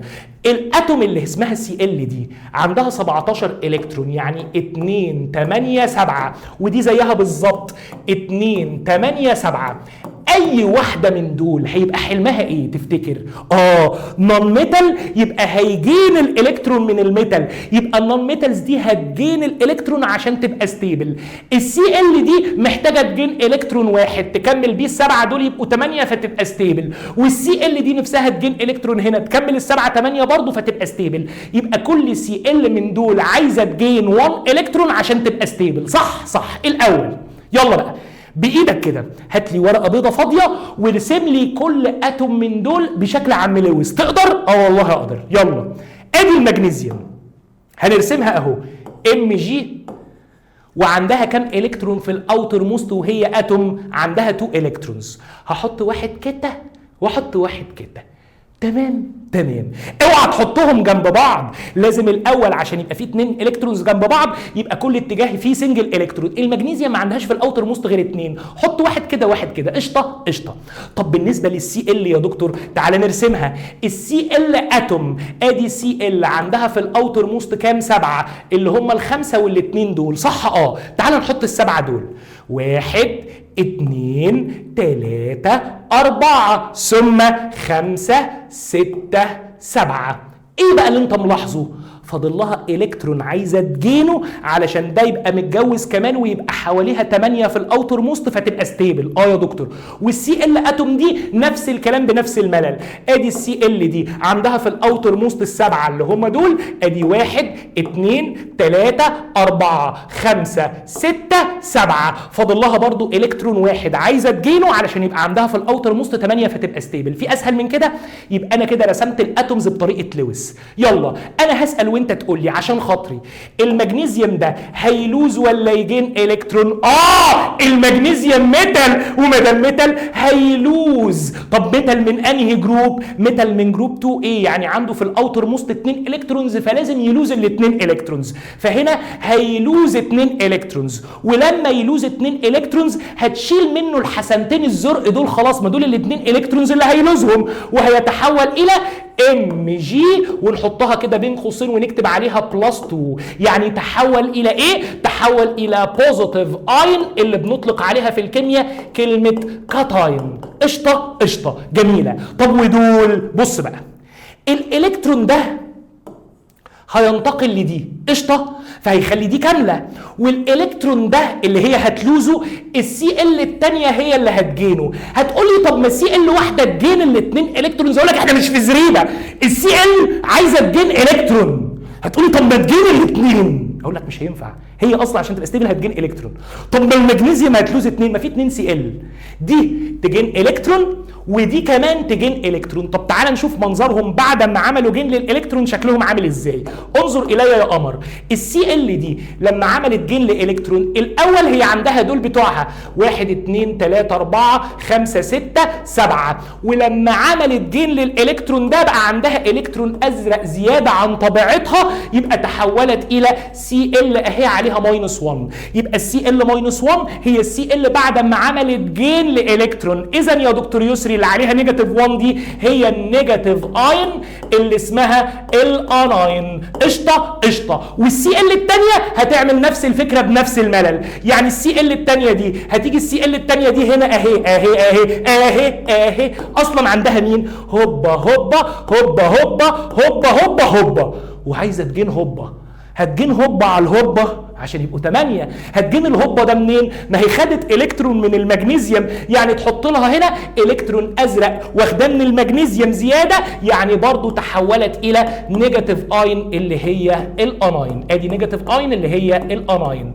طب يا دكتور الام جي سي ال 2 دي المولوكيول اللي قدامي دي اسمها مولوكيول ايه؟ اسمها ايونيك مولوكيول. طب فين الايونيك بوند يا دكتور؟ اقول لك فين الايونيك بوند؟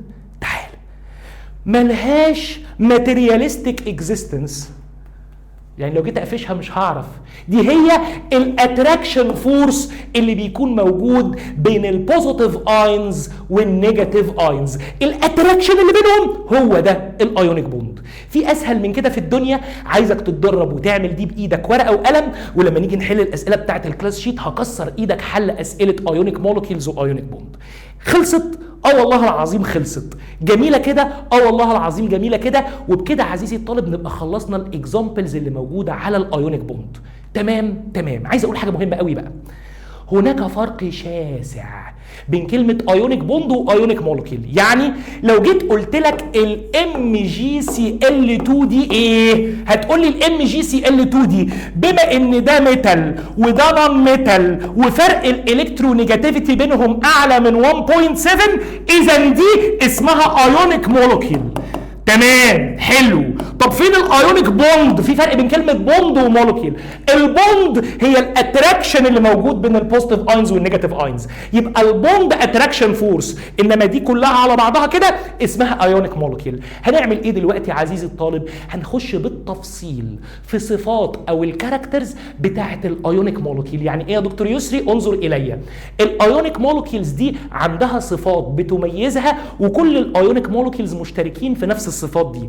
ايه صفات الايونيك مولكيول يا دكتور يسري؟ واحده واحده هنعملهم مع بعض، ولكن بعد الفاصل. البروبرتيز او الصفات بتاعه الايونيك مولكيولز يا عزيزي يا قمر، واحده واحده بقى. اي ايونيك كومباوند في الدنيا لازم تبقى عنده الصفات دي. يعني ايه يا دكتور؟ لو قلت لك NaCl، لو قلت لك MgCl2، دول ايونيك مولكيولز، وكل الايونيك مولكيولز يا دكتور هيبقى عندها نفس الصفات اللي انت هتقولها لي كمان شويه، بس انا مش عايزك تحفظ الصفات دي، انا عايزك تفهمها وتجري جوه دمك هنا علشان تقدر تجاوب اسئلتها، لان اسئلتها فيها سنه خبز. نبتدي بسم الله الرحمن الرحيم باول صفه لكل الايونيك مولكيولز، الا وهي ان كل الايونيك مولكيولز بيبقى عندهم، واعمل خط تحت ده، هاي ميلتنج بوينت وهاي بويلينج بوينت. ليه بقى يا دكتور يسري وافهمها ازاي؟ تعال اما اقول لك. ايه اللي قدام حضرتك ده؟ اللي قدامي ده يا دكتور شويه ملح قبل ما يكسروه وتحطه على الفول. طب يا دكتور شويه الملح دول عايزين نخش جوه حته الملح، زوم ان جوه. انت عارف ان الملح بتاع الاكل ده اللي هو NaCl صح؟ لو دخلت جوه حته السوليد NaCl دي هلاقيها عباره عن ايه؟ انظر الي يا عزيزي. لو جبت حته من الملح ده اهي ودخلت جوه الحته دي علشان اشوف شكلها عامل ازاي، الاول انا هسال وانت تقول لي الحته دي سوليد ولا ليكويد ولا جاز؟ مش محتاجه. يا دكتور دي اكيد سوليد، يبقى حته الملح السوليد دي هجيبها وهخش جواها زوم ان علشان اشوف شكلها من جوه عامل ازاي.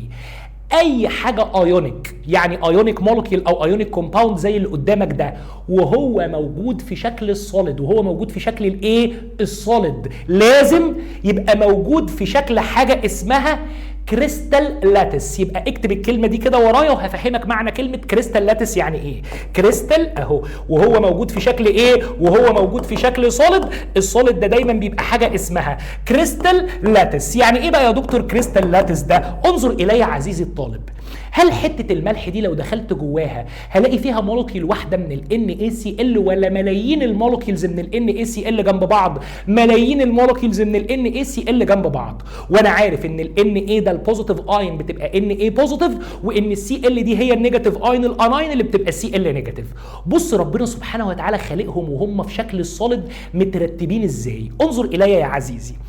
الكريستال لاتس منظرها بيبقى كالاتي: Na بوزيتيف، بعدها Cl نيجاتيف، بعدها Na بوزيتيف، بعدها Cl نيجاتيف، بعدها Na بوزيتيف، بعدها Cl نيجاتيف. طب تحت ال Na بوزيتيف في ايه؟ Cl نيجاتيف. طب تحت ال Cl نيجاتيف في ايه؟ في Na بوزيتيف. يعني alternative بوزيتيف اينز ونيجاتيف اينز. كل بوزيتيف اين محيط بيها نيجاتيف اين، وكل نيجاتيف اين محيط بيها بوزيتيف اينز. يبقى NaCl NaCl NaCl NaCl وتحتها Cl NaCl NaCl NaCl قاعدين مترتبين بحيث ان منظرهم يكون كالاتي. انظر الي كده، هقفش حته واوريها لك. بص كده، دي كده Na بوزيتيف صح؟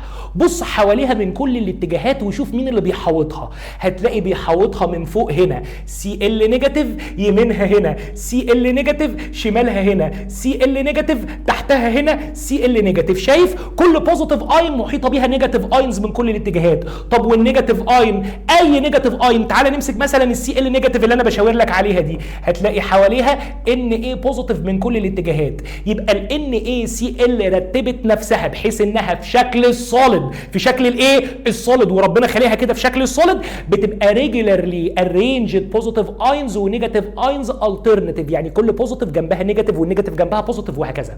طب تعالى كده يا عزيزي يا قمر اسالك، هل المنظر اللي قدام حضرتك بتاع البوزيتيف اينز والنيجاتيف اينز ده، انظر الي كده هنا، المنظر بتاع البوزيتيف اينز والنيجاتيف اينز ده بيوحي اليك بايه؟ والله يا دكتور لا يوحي الي باي شيء. هقول لك انا، مش في بوزيتيف تشارجز كتير وكل بوزيتيف جنبها نيجاتيف؟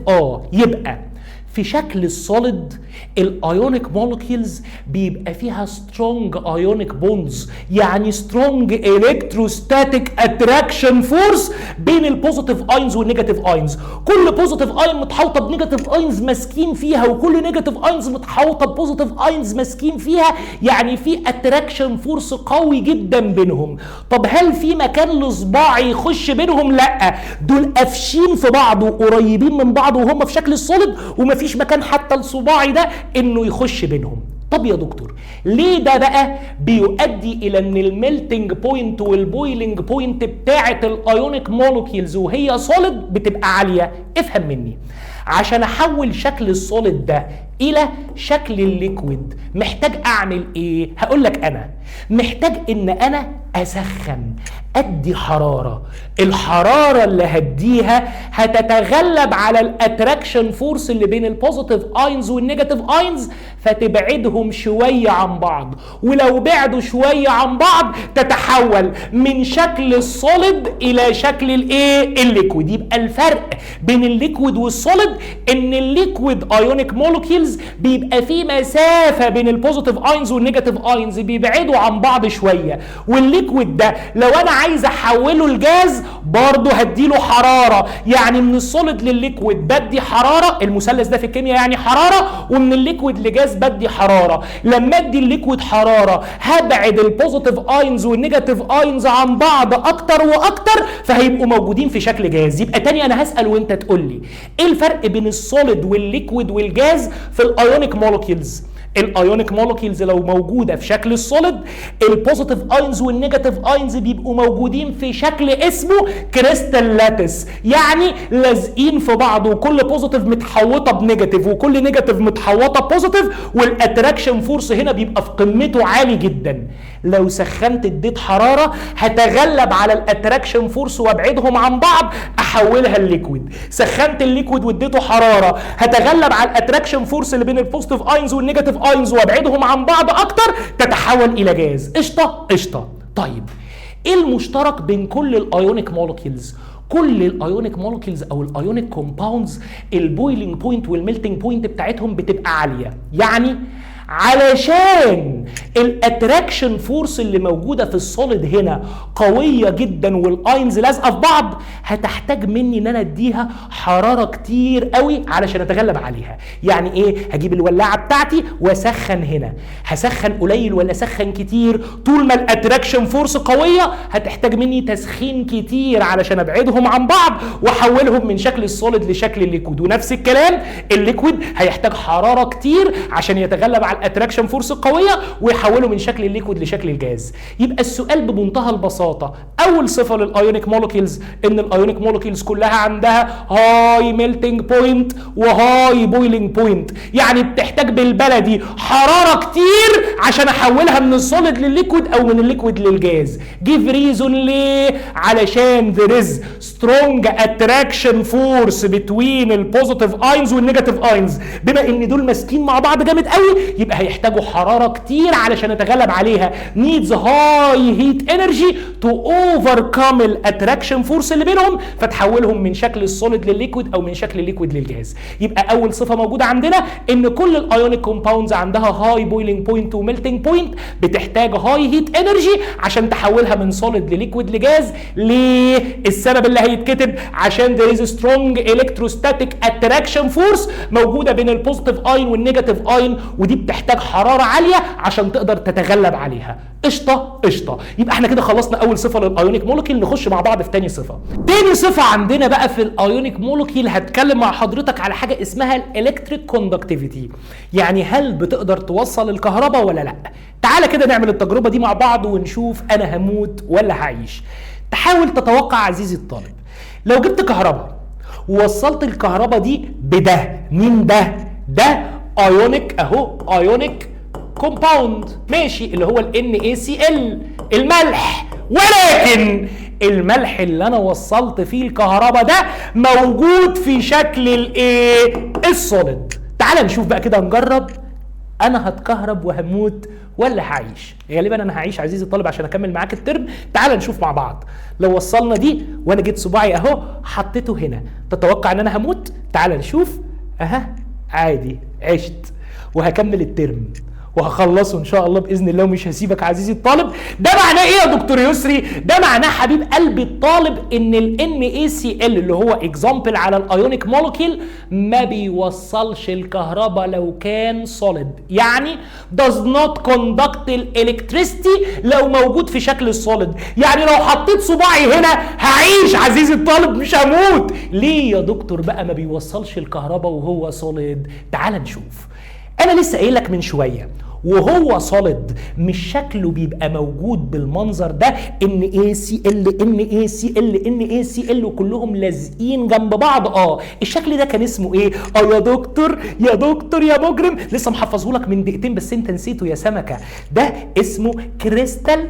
الله، كريستال ايه؟ كريستال لاتس. ده التقسيمه او الترتيبه بتاعت الاينز وهي في شكل السوليد، وهو سوليد بيبقى موجود في شكل حاجه اسمها كريستال لاتس. يعني ايه كلمه كريستال لاتس؟ يعني alternative positive اينز ونيجاتيف اينز ماسكين ولازقين في بعض ومفيش مسافه بينهم. يعني لو جيت احط صباعي هنا مش هلاقي مكان احط فيه صباعي، كلهم لازقين في بعض. طب يا دكتور ليه ده ما يوصلش الكهرباء؟ ما انا شايف بعيني اهو بوزيتيف اينز ونيجاتيف اينز تقدر توصل كهرباء. بص بقى هنتفق اتفاق مع بعض مكمل معانا لغايه نهايه الشابتر. عشان الحاجه توصل كهرباء لازم يبقى عندها شيء من الشيئين اللي انا هقولهم لك دول. يا اما اللي يوصل كهرباء ده يبقى عنده فري موفينج اينز، يعني اينز بوزيتيف ونيجاتيف بس قادره تتحرك من مكان لمكان عشان تنقل الكهرباء، او اللي يوصل الكهرباء ده لازم يبقى عنده فري موفينج الكترونز. وهناخدها كمان 3 حصص هتشوف ايه الفري موفينج الكترونز دي وبتوصل الكهرباء فين. يبقى تاني علشان حاجه توصل الكهرباء شغل دماغك معايا هتلاقيها منطقيه جدا. لازم الشيء اللي يوصل الكهرباء ده يبقى عنده حاجه من الاثنين، يا دي يا دي، يا اما فري موفينج اينز يعني اينز قادره تتحرك من مكان لمكان عشان توصل الكهرباء، يا اما فري موفينج الكترونز. طب تعال نبص كده على ده. هو انت عندك اينز؟ ده الايونيك كومباوند مليان بوزيتيف اينز ونيجاتيف اينز اهو. طب ما البوزيتيف اينز والنيجاتيف اينز دي لو وصلت كهرباء المفروض الكهرباء تتحرك ويبقى الاستراكشر ده كده بيوصل الكهرباء. الاجابه لا. قلت لك لازم علشان الحاجه توصل كهرباء يبقى عندها فري موفينج اينز. طب هل الاينز اللي هنا في شكل السوليد فري تو موف ولا لازقين في بعض ومش قادرين يتحركوا؟ ايوه لازقين في بعض باتراكشن فورس قويه جدا ومش قادرين يتحركوا. وبما ان البوزيتيف اينز والنيجاتيف اينز مش فري موفينج يبقى مش هيوصلوا كهرباء. يبقى السؤال اللي هيجي لك بمنتهى البساطه، هل الايونيك مولكيولز بتقدر توصل الكهرباء وهي سوليد؟ الاجابه لا، مستحيل. it does not conduct electricity لو هي موجوده في شكل السوليد. قلت لك جيف ريزون، اديني سبب. هتقول لي علشان هي موجوده في شكل اسمه كريستال لاتس وهي سوليد. طب والكريستال لاتس ده بتبقى الاينز فيه not free to move، وما دام الاينز اللي موجوده عندنا مش قادره تتحرك يبقى مش هتوصل الكهرباء. قشطه يا طالب، قشطه يا دكتوري. تعالى بقى نعمل تجربة تانية دلوقتي ونجيب ال NaCl ده، بس مش هنجيبه في شكل السوليد. امال هتعمل ايه يا دكتور؟ انظر الي.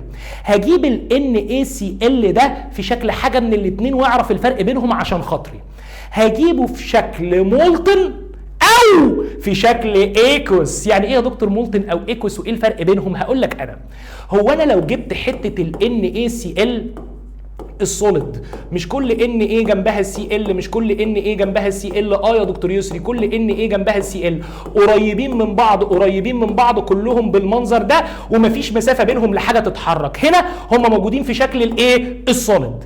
لو جيت سخنتهم هحتاج حراره عاليه علشان تتغلب على الاتراكشن فورس اللي بين البوزيتيف اينز والنيجاتيف اينز وتحولهم من شكل السوليد لشكل الليكويد. يبقى لو سخنتهم هبعد البوزيتيف اينز عن النيجاتيف اينز شويه وهحولهم من شكل السوليد لشكل الليكويد. انظر الي بقى في شكل الليكويد. ال Na اهي، مش المفروض السي ال تبقى لازقه جنبها هنا؟ لا، السي ال بتبقى بعيد شويه. طيب والان اي دي تحتها السي ال بس في بينهم مسافه اهي، والسي ال دي تحتها ان اي اهي بس في بينهم مسافه اهي. يبقى ده شكل الايه؟ ده شكل الليكويد. حولت السوليد لليكويد، يبقى ده المولتن ان اي سي ال. يعني جبت حته ملح في البيت وقعدت اسخنها سخنها سخنها سخنها لغايه لما اتحولت من شكل السوليد للليكويد. في شكل السوليد الاينز كانت لازقه في بعض مش قادره تتحرك، ما وصلتش الكهرباء، صح؟ صح. طب وفي شكل الليكويد؟ في شكل الليكويد الاينز بعيد شويه عن بعض، يعني في مجال ليهم ان هم يتحركوا. اذا وهي في شكل الليكويد هتقدر توصل كهرباء ولا مش هتقدر؟ هتقدر. وايه الفرق بقى يا دكتور بين كلمه مولتن واكوس؟ اكوس يعني انا ما سخنتهاش، ده انا جبت حته الملح دي ودوبتها في ميه، الميه بتخش وتزق الان اي بعيد عن السي ال، فبرضه الشكل بتاع الاكوس الان اي والسي ال بيبقوا بعاد عن بعض شويه. يبقى مولتن يعني سيحتها، اكوس يعني دوبتها في ميه. لو جبت الان اي سي ال السوليد سيحتها او دوبتها في ميه، الان اي والسي ال بيبعدوا عن بعض شويه وبيبقى في مسافات بينهم. حلو يا دكتور. طب لما يبقى في مسافات بينهم واجي اوصل كهرباء واحط صباعي هنا، تفتكر عزيزي هموت؟ تعال نشوف. مت فعلا عزيزي. اتكهربت ليه بقى؟ ايه اللي قدر يحرك الكهرباء؟ السوليد ما كانش بيحرك الكهرباء وبيكوندكت الالكتريستي، ما كانش بيوصل الكهرباء عشان الاينز ما كانتش فري تو موف. يبقى السوليد ده كان عنده نو فري موفينج اينز. طب بما ان كان عنده نو فري موفينج اينز ما كانش بيوصل الكهرباء، صح؟ طب الليكويد او الاكوس؟ الليكويد او الاكوس كسرت شكل السوليد، كسرت شكل الكريستال لاتس، والاينز بقت بعيد عن بعض، فهنا الاينز فري تو موف. ما دام بعدوا عن بعض بقى في مجال ان هم يتحركوا في شكل الليكويد او الاكوس. يبقى ما دام الاينز قادره تتحرك هتوصل كهرباء، يبقى الالكتريك كوندكتيفيتي بتاعت الان اي سي ال لو مولتن او اكوس هتبقى عاليه. قشطه يا دكتور. خلاص الفري موفينج اينز اللي في الليكويد او الاكوس هي المسؤوله عن توصيل الكهرباء، وبالتالي لو جبت اي ايونيك مولكيول ليكويد او اكوس توصل كهرباء، لكن لو الايونيك مولكيول دي كانت سوليد استحاله توصل كهرباء. قشطه يا دكتور. اول تجربه عشت، تاني تجربه مت، بس نظريا هكمل عزيزي بقيه الصفات. ربنا يديني الصحه وطولة العمر، اللهم امين. ادعي لي. نكمل. بص يا سيدي، انا خلصت صفات هاي ميلتنج بوينت وهاي بويلنج بوينت، ما بتوصلش الكهرباء وهي سوليد، بتوصل الكهرباء وهي مولتن او اكوس. الصفه الرابعه هي السوليبيليتي. اي مولكيول ايونيك في الدنيا بتدوب، يعني بتبقى سوليبل لو حطيتها في سولفنت اسمه بولار سولفنت زي الووتر، وهحفظك الفرق بين البولار سولفنت والنون بولار سولفنت حالا. ولو جبتها حطيتها في نون بولار سولفنت زي مين؟ زي البنزين، مش هتدوب. بص بقى حبيب قلبي، عايز افهمك حاجه ليك وللدنيا. لما بتيجي تحط حاجه في شيء عشان تشوف هي هتدوب ولا لا، السولفنتس اللي بندوب فيها الحاجه، يبقى السولفنت ده الحاجه اللي هندوب فيها المولكيول بتاعتنا. السولفنتس هنقسمها لنوعين: بولار سولفنت، انطقها معايا، بولار سولفنت زي الووتر. هتحفظ على طول ان السولفنتس الحاجات اللي بندوب فيها نوعين: بولار سولفنتس زي الووتر ونون بولار سولفنتس. وهتحفظ لي اكزامبل اللي هو البنزين. يبقى لو عندي كوبايه ووتر، الووتر ده سولفنت، ولو عندي كوبايه بنزين، البنزين ده سولفنت برضه. كل اللي هعمله هجيب حته الملح واجرب مره ارميها في ميه، الميه دي بولار سولفنت ولا نون بولار سولفنت؟ الميه بولار، يبقى الميه دي بولار سولفنت. تفتكر لو جبت حته ملح حطيتها في ميه هتدوب؟ جرب كده، يلا سيبني، روح على كوبايه ميه، خش هات شويه ملح حطهم في الميه، دابوا. يبقى اي ايونيك مولكيول الملح هيبقى سوليبل في البولار سولفنت، يعني هيدوب في البولار سولفنت. لكن لو جبت حته الملح دي هي اهي وحطيتها في كوبايه فيها بنزين، يبقى غيرت نوع السولفنت. السولفنت دلوقتي بقى اسمه نون بولار سولفنت. النون بولار سولفنت ده الايونيك كومباوندز ما بتدوبش فيه. يبقى السوليبيليتي لو عايز ادوب اي ايونيك كومباوند دماغي تروح للملح. الملح بيدوب في الميه، وانا البنزين الملح بيدوب في الميه. اللي يدوب في الميه ما يدوبش في البنزين. يبقى اي ايونيك كومباوند هيدوب في البولار سولفنتس اللي هي الميه، ومش هيدوب في البنزين. قشطه قشطه يا دكتور. نلم بقى كل الصفات في ورقه واحده وازود عليها صفه ونبقى خلصنا الحته بتاعت الايونيك بوند دي يا عزيزي. يلا بينا. ايه صفات الايونيك مولكيول؟ سمعها معايا من القصه اللي عملناها. اول حاجه علشان نعمل لها ميلتنج او بويلنج بتحتاج حراره عاليه، يبقى كل الايونيك مولكيولز عندها هاي ميلتنج بوينت وهاي بويلنج بوينت. ليه؟ علشان وهي في شكل السوليد بيبقى في سترونج اتراكشن فورس بتوين البوزيتيف اينز والنيجاتيف اينز، والاتراكشن فورس دي عشان اتغلب عليها بحتاج حراره عاليه عشان ابعد الاينز عن بعض واتغلب على الاتراكشن فورس. بما ان في اتراكشن فورس قويه يبقى بتحتاج حراره عاليه، يعني هاي بويلنج بوينت وميلتنج بوينت. اللي بعدها مش بتوصل الكهرباء does not conduct الالكتريستي لو هي في السوليد ستيت، علشان بيبقى شكلها كريستال لاتس. البوزيتيف اينز والنيجاتيف اينز بيبقوا متلزقين جنب بعض ومش فري تو موف. لكن لو جبتها هي وخليتها مولتن يعني سيحتها بعدت الاينز عن بعض، او خليتها اكوس يعني دوبتها في ميه، الميه دخلت بعدت الاينز عن بعض، بقى في مسافه بتوين الاينز، يبقى الاينز قادره تتحرك يعني فري تو موف. يبقى هيبقى عندها هاي الكتريك كوندكتيفيتي هتوصل الكهرباء لو كانت مولتن او كانت اكوس. ليه؟ لان الاينز في الحاله دي هتبقى فري تو موف فهتقدر توصل الكهرباء. اللي بعده بتدوب في البولار سولفنت زي الميه. منطقي جدا، الملح بيدوب في الميه. اوكي. اللي بعده انسولبل في النون بولار سولفنت زي البنزين. اي حاجه تدوب في الميه ما تدوبش في البنزين، والعكس صحيح، لو الحاجه دابت في البنزين ما تدوبش في الميه. طب الايونيك كومباوندز بتاعتنا تدوب في الميه ما تدوبش في البنزين. اللي بعده most of its reaction is instant، يعني فاست هي دي اللي انت هتزودها على الصفات. لو جبت اي ايونيك مولكيول في الدنيا وجيت تعمل له كيميكال رياكشن، السرعه بتاعه الكيميكال رياكشن بتاعته بتبقى عاليه. ليه بتبقى عاليه؟ لان الايونيك مولكيول ده عباره عن مولكيول فيها بوزيتيف اينز ونيجاتيف اينز، اصلا هم ايونايزبل. يعني اول لما بجيب حاجه زي ال NaCl وادخلها في كيميكال رياكشن، ال NaCl دي لوحدها بتتقسم ل Na بوزيتيف و Cl نيجاتيف بدون مجهود، فدي حاجه بتسرع الكيميكال رياكشن. يعني لو جبت لها هنا اي حاجه تتفاعل معاها، اكس ده هيتفاعل معاها بمنتهى السهوله لان هي جاهزه وايونايزد البوزيتيف اينز ونيجاتيف اينز، ياخد اللي عايزه منهم. يبقى اي ايونيك كومباوند دايما التفاعلات بتاعته بتبقى انستنت، يعني في اول لحظتها اول لما تحط عليه حاجه بتتفاعل معاه على طول. وبكده عزيزي القمر انا خلصت لحضرتك الحمد لله الصفات كلها بتاعه الايونيك مولكيولز. اهم حته في الجزئيه دي كلها اقسم بالله العظيم ايه هي يا دكتور؟ هل الايونيك مولكيولز كلها قد بعض في الصفات؟ لا، في ايونيك مولكيولز بتبقى الصفات الايونيك بتاعتها عاليه، وفي ايونيك مولكيولز الصفات الايونيك بتاعتها بتبقى قليله. يعني ايه يا دكتور؟ هديك اكزامبل مش حفظ بس هفهمه لك وهخليك تقدر تحل السؤال ده اقسم بالله بمنتهى السهوله، بس اديني 5 دقائق عشان خاطر. يلا اديني دماغك كده. هسال وانت تقول لي ال NaCl دي ايونيك مولكيول؟ عرفت منين؟ Na و Cl ميتال ونون ميتال، فرق الالكترونيجاتيفيتي بينهم اعلى من 1.7، يبقى واحد هيلوز والتاني هيجين، تبقى دي ايونيك مولكيول. طب والام جي سي ال 2 برضه الام جي سي ال 2، الام جي ده ميتال والسي ال دي نون ميتال، فرق الالكترونيجاتيفيتي بينهم اعلى من 1.7، السي ال هتجين والام جي هتلوز، تبقى دي ايونيك مولكيول. طب بما ان الاثنين دول ايونيك مولكيول، هل الاثنين دول عندهم بويلنج بوينت عاليه؟ يا دكتور انت لسه قايل لي من شويه ان كل الايونيك مولكيولز عندهم هاي بويلنج بوينت وميلتنج بوينت. صح، يعني الاثنين دول الاثنين مولكيولز ايونيك، فالاثنين عندهم من صفات الايونيك مولكيول يعني الميلتنج بوينت والبويلنج بوينت بتاعتهم عاليه.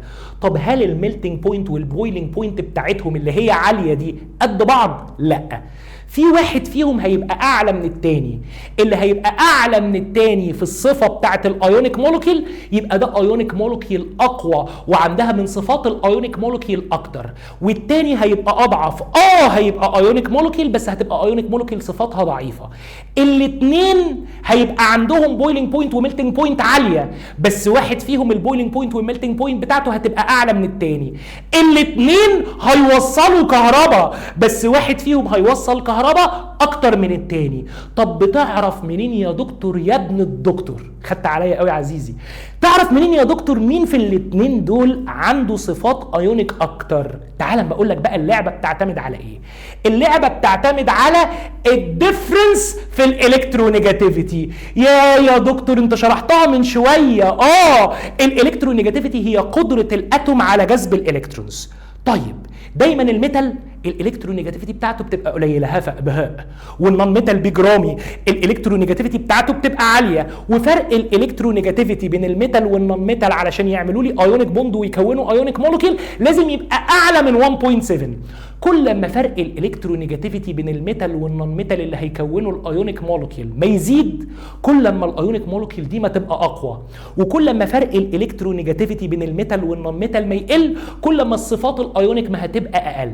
يعني ايه يا دكتور الكلام اللي انت بتقوله ده؟ تعالى نعمل الاكزامبل ده هيفهمك كل حاجه. هتلاقي الاكزامبل ده هو موجود عند حضرتك في الكتاب بتاعنا. تعالى نقرا علشان نستنتج منه كام حاجه، والاكزامبل ده مش حفظ. انظر الي يا عزيزي، انا جايب لك دلوقتي 3 مولكيولز، ال NaCl وال MgCl2 وال AlCl3. تعالى كده نفكر مع بعض بالتفكير اللي في دماغنا. مين في دول ايونيك مولكيول على الهادي؟ هي ايه شروط الايونيك مولكيول يا دكتور؟ الشرط الاولاني انه يبقى ميتال ونون ميتال، قشطه. ال Na ميتال من جروب 1A، الCl نون ميتال من جروب 7A. طب اللي بعده ال Mg ميتال من جروب 2A، والCl نون ميتال من جروب 7A. اللي بعده الالومنيوم كلورايد، الالومنيوم ميتال من جروب 3A، والكلورايد نون ميتال من جروب 7A. يبقى كلهم عباره عن ميتال نون ميتال، ميتال نون ميتال، ميتال نون ميتال. طب الشرط الثاني، الشرط التاني ده كان مهم جدا وانت كلته من شويه، ودلوقتي انا هعيده تاني علشان يثبت جوه تفكير حضرتك، لانه والله العظيم عليه اسئله كتير. تعال بقى على الهادي كده. ادي البريودك تيبل قدامي. فاكر الصفه اللي اسمها الكترونيجاتيفيتي كانت بتزيد ازاي مع الحركه في البريودك تيبل؟ يا دكتور افكرك. بص كده، وانا ماشي في البريودك تيبل من الشمال لليمين اهو، وانا ماشي من الشمال لليمين، ايه اللي بيحصل في الالكترونيجاتيفيتي؟ الالكترونيجاتيفيتي كانت بتزيد. يعني النون ميتالز دول الالكترونيجاتيفيتي بتاعتهم عاليه، والميتالز دول الالكترونيجاتيفيتي بتاعتهم بتبقى قليله. اللي الالكترونيجاتيفيتي بتاعته قليله مش هيجين الكترون، ده هيلوز. طب واللي الالكترونيجاتيفيتي بتاعته عاليه يعني مقدرته انه يكتسب الكترونز عاليه، هو ده اللي هيجين الالكترونز. قشطه قشطه. طب يا دكتور ما هو واحد هيلوز الالكترونيجاتيفيتي بتاعته قليله اللي هو الميتال، والتاني هيجين اللي هو النون ميتال يعني الالكترونيجاتيفيتي بتاعته عاليه. كان في شرط ان فرق الالكترونيجاتيفيتي بين الميتال والنون ميتال يكون الفاليو بتاعته او قيمته اعلى من 1.7. ايه ده يا دكتور هو الارقام عليها حفظ؟ لا، بس الارقام اللي قدامك دي هنستنتج منها معلومه، هي دي اللي هيجي عليها السؤال. نمسك الاول ال NaCl. ال Na مقدار الالكترونيجاتيفيتي بتاعته اهو ب 0.9. الارقام مش حفظ، بس ابقى عارف ان ال Na ده في جروب 1A. بما ان هو في جروب 1A يعني شمال البريودك تيبل، تبقى الالكترونيجاتيفيتي بتاعته قليله، لان انا لما بمشي يمين الالكترونيجاتيفيتي بتزيد. يبقى ال Na الالكترونيجاتيفيتي بتاعته قليله ب 0.9. والCl يمين البريودك تيبل اهي، تبقى الالكترونيجاتيفيتي بتاعتها عاليه، القيمه بتاعتها 3. طب فرق الالكترونيجاتيفيتي بين ال Na والCl هيبقى كام؟ هتجيب الرقم الكبير وتماينس منه الرقم الصغير، يبقى فرق الالكترونيجاتيفيتي بين ال Na والCl بين الميتال والنون ميتال 2.1. هل 2.1 ده رقم اعلى من 1.7؟ تبقى اول مولكيول عندي دي ايونيك مولكيول. قشطه يا دكتور. طيب الاكزامبل الثاني MgCl2 ميتال ونون ميتال. ال Mg في جروب 2A اهو الالكترونيجاتيفيتي بتاعته ب 1.2، برضه صغيره لان هو ميتال. طب والCl اهي الالكترونيجاتيفيتي بتاعتها ب 3 لانها نون ميتال، الالكترونيجاتيفيتي اقوى اهو. هعمل 3 ماينس 1.2، الرقم الكبير ماينس الرقم الصغير، فرق الالكترونيجاتيفيتي بين ال Mg والCl طلع ب 1.8. قشطه قشطه. هل 1.8 ده رقم اعلى من 1.7؟ اذا دي برضه ايونيك مولكيول. نيجي بقى لدي الخبيثه بنت الخبيثه. هعملها الالومنيوم كلورايد. الفلاحين، مش قصدي الفلاحين كمكان، احنا كلنا فلاحين كقصد يعني كاصل، انا صعيدي بس مش مشكله يعني. التفكير بقى اللي هو ايه ده هعملها كده، لا مش عايزك تعمل كده، عايزك تفكر معايا واحده واحده علشان الحته دي عايزك تبقى متالق فيها، مش عايز طبعك يبقى غبي. واحده واحده كده. الالومنيوم ميتال، ميتال. في جروب 3A اهو يا دكتور يسري، والالكترونيجاتيفيتي بتاعته ب 1.5. طيب والكلورايد نون ميتال، ايوه نون ميتال اهو، والالكترونيجاتيفيتي بتاعته ب3. طيب ما دام ميتال ونون ميتال، التفكير البوهيمي على طول هياخدك تقول لي دي ايونيك مولكيول. لا استنى، عشان تتكون ايونيك مولكيول لازم يبقى ميتال ونون ميتال وفرق الالكترونيجاتيفيتي بينهم اعلى من 1.7. ماشي؟ ماشي. بالراحه. طب الميتال ده اللي هو الالومنيوم ده في جروب 3A الالكترونيجاتيفيتي بتاعته ب 1.5، الارقام مش حفظ، والسي ال دي الالكترونيجاتيفيتي بتاعتها ب3. لو عملت 3 ماينس 1.5 يبقى فرق الالكترونيجاتيفيتي بين الاي ال والسي ال هيبقى 1.5. يا لهوي، ده رقم اقل من 1.7.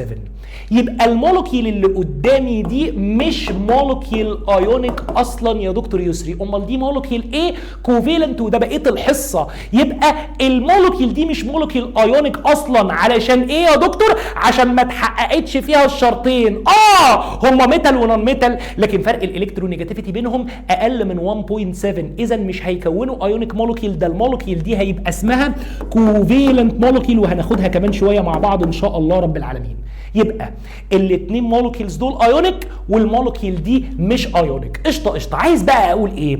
فاكر لما كنت بقول لك ان الايونيك مولكيولز الاثنين دول هيبقى عندهم صفات الايونيك مولكيول، يعني هيوصلوا الكهرباء، بس مين فيهم يوصل كهرباء اكتر؟ هنشوف دلوقتي. الاثنين دول البويلينج بوينت والميلتنج بوينت بتاعتهم عاليه، بس مين البويلينج بوينت والميلتنج بوينت بتاعته اعلى؟ ده اللي هنشوفه دلوقتي. بص بقى، صفات الايونيك مولكيول تبقى اعلى واعظم كل ما فرق الالكترونيجاتيفيتي بين الميتال والنون ميتال اللي مكونين المولكيول دي ما يزيد. بمعنى فرق الالكترونيجاتيفيتي بين دول 2.1 وفرق الالكترونيجاتيفيتي بين دول 1.8، الرقمين اعلى من 1.7، يبقى الاثنين مولكيولز ايونيك. ولكن انهي مولكيول فيهم فيها من صفات الايونيك مولكيولز اكتر؟ اللي فرق الالكترونيجاتيفيتي بين الحاجتين اللي فيها اعلى. يبقى ال NaCl تعتبر ايونيك مولكيول اقوى من ال MgCl2. يعني مين يوصل كهرباء وهو مولتن او اكوس اكتر، ال NaCl ولا ال MgCl2؟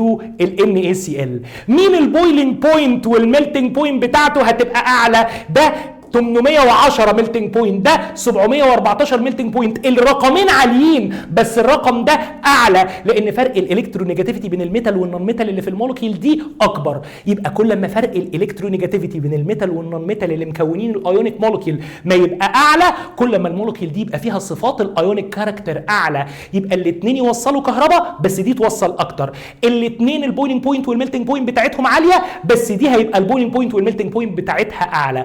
الارقام باكد عليك حبيب قلبي، مش حفظ، ما تحفظش حاجه مش مطلوب منك حفظها، بس تبقى فاهم الفكره معايا. طب بالنسبه لده بقى، ده كان من الاول فرق الالكترونيجاتيفيتي بين دول اقل من 1.7، اذا ده مش ايونيك مولكيول. يعني لاحظ كده اللي قدام حضرتك ده، بص الميلتنج بوينت بتاعته اقل ازاي من دول. اقل ليه؟ قوي بكتير كده، لان صفاته مش من صفات الايونيك مولكيول، دي من صفات الكوفالنت مولكيول اللي هنختم بيها الحصه بتاعت النهارده. وبكده عزيزي يا قمر خلصت مع حضرتك الحته دي الحمد لله رب العالمين. عايز اضيف معلومه صغيره اتضافت السنه دي في التعديل بتاع الوزاره، ركز معايا فيها. هو علشان يعمل ايونيك مولكيول كان عندي كام شرط؟ يا دكتور الشروط اللي انا عارفها، اول حاجه انه يبقى ميتال ونون ميتال. قشطه، انا عارف الشرط ده. تاني حاجه ان الديفرنس ان الكترونيجاتيفيتي، يعني في الالكترونيجاتيفيتي بين الميتال والنون ميتال يكون اعلى من 1.7، وكل ما الفرق بينهم ما يبقى اعلى اكتر كل ما تبقى ايونيك مولكيول اقوى اكتر. التالت ده تزود السنه دي بقى. ايه اللي تزود السنه دي يا دكتور؟ اسمع مني بقى بالراحه.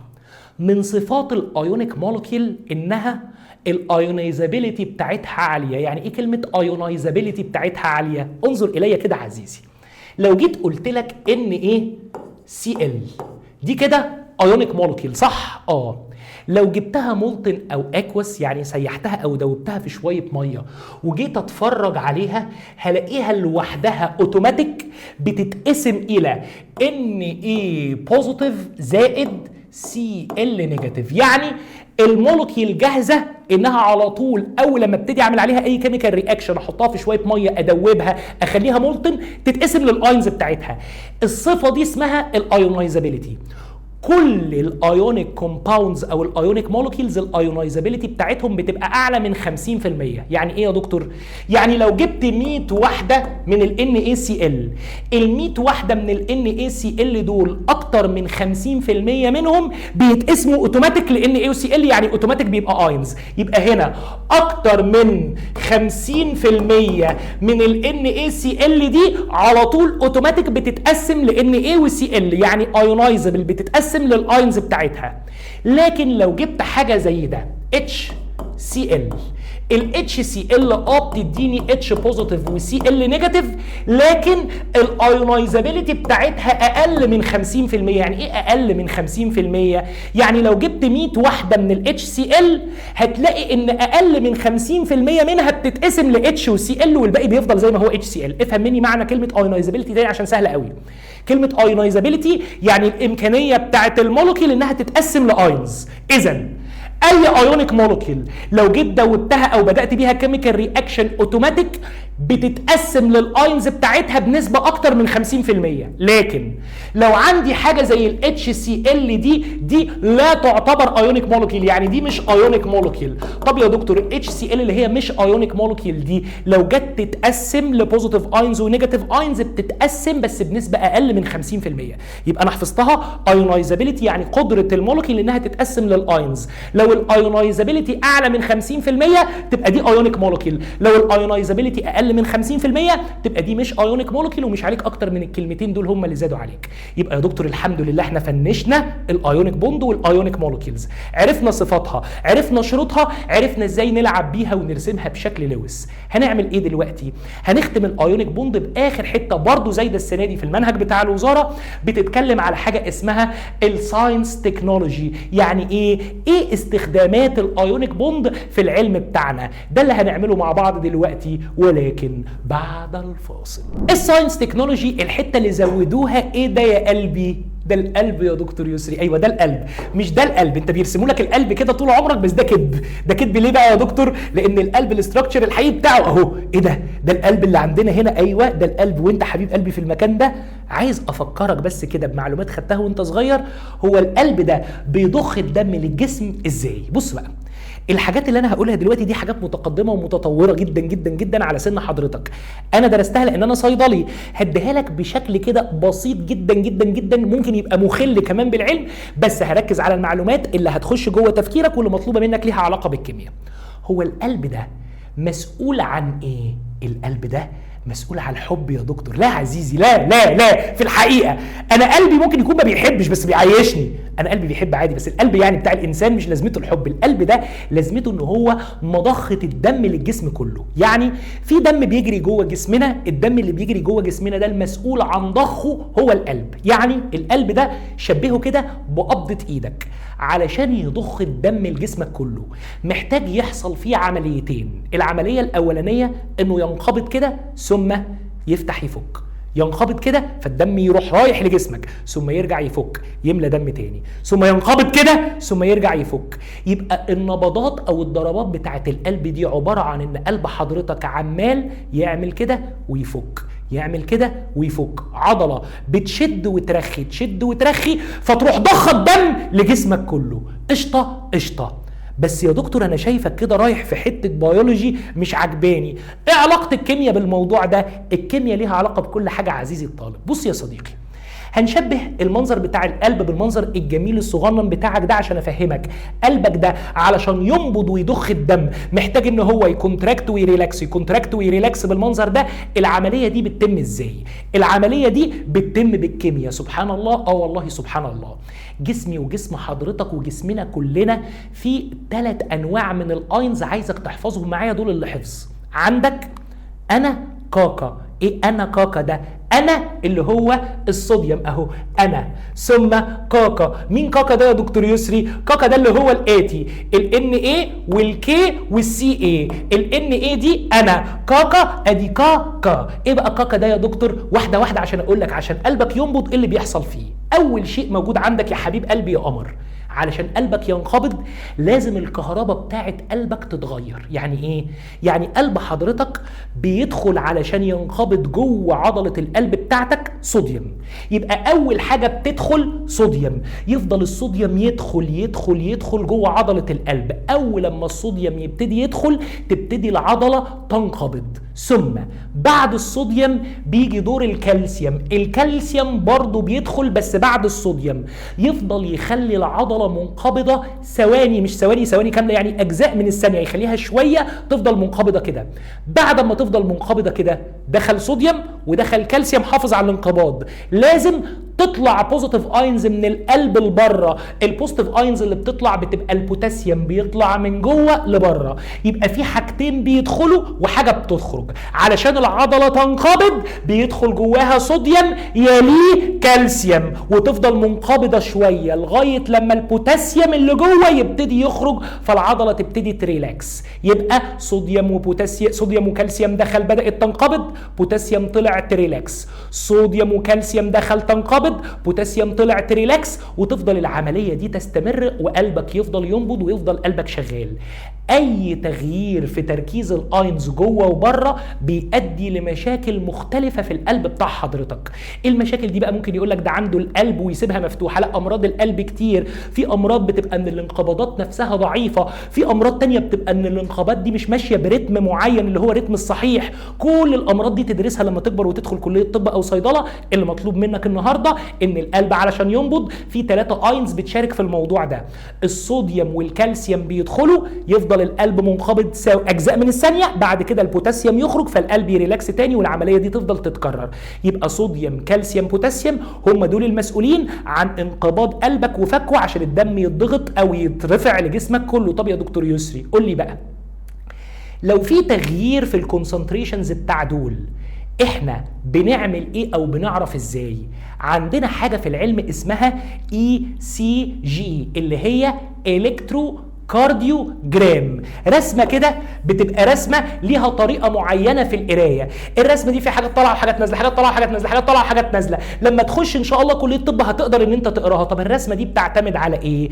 العلماء اخترعوا جهاز يقدر يحول، وركز عشان السؤال في الحته دي، يقدر يحول الايونيك كارنت. ايونيك كارنت اكتب جنبها بايدك حركه الاينز داخل وخارج القلب، اللي هي صوديوم اين، بوتاسيوم اين، كالسيوم اين داخلين وخارجين من القلب، دي اسمها ايونيك كارنت. الجهاز بتاعنا بيقدر يحول الايونيك كارنت دي لالكتريك كارنت ويترجمها في شكل الكتروكارديوجرام. يعني ايه الكتروكارديوجرام؟ يعني الرسمه اللي بتطلع قدام حضرتك تقدر الدكتور يقراها ويعرف عندك مشكله في القلب عباره عن ايه بالظبط. يبقى الموضوع اللي عليا بمنتهى البساطه ان القلب ده بينقبض وينبسط، ينقبض وينبسط عن طريق حركه 3 انواع من الاينز، الصوديوم، البوتاسيوم، الكالسيوم. والجهاز بتاعنا قدر يغير الايونيك كارنت اللي هي حركه الاينز دي الى الكتريك كارنت. الاي سي جي ده بنقدر نقراه في الاخر عزيزي الطالب، فنقدر نحدد مريض القلب ايه مرضه بالظبط. هو ده بس المطلوب منك، هو ده بس المطلوب منك عزيزي، وبكده نبقى خلصنا الايونيك مولكيولز والايونيك بوند وصفات الايونيك مولكيول وشروط تكوينها، وكمان خدنا ابلكيشن عليها من العلم الحقيقي. خلصت الايونيك، هنبدا في الكوفيلنت. المفروض الكوفيلنت دي عندك في التقسيمه بتاعه الوزاره هتبقى الحصه الثانيه، بس عشان رمضان كريم عزيزي الطالب الاثنين دول موجودين في حصه واحده علشان نخلص قبل الامتحان بتاعنا ونلحق نراجع. خد لك بريك نفسك كده دقيقتين وتعالى لي بكوبايه شاي عشان نبدا مع بعض الكوفيلنت بوند والكوفيلنت مولكيولز. يلا بينا. يلا بينا.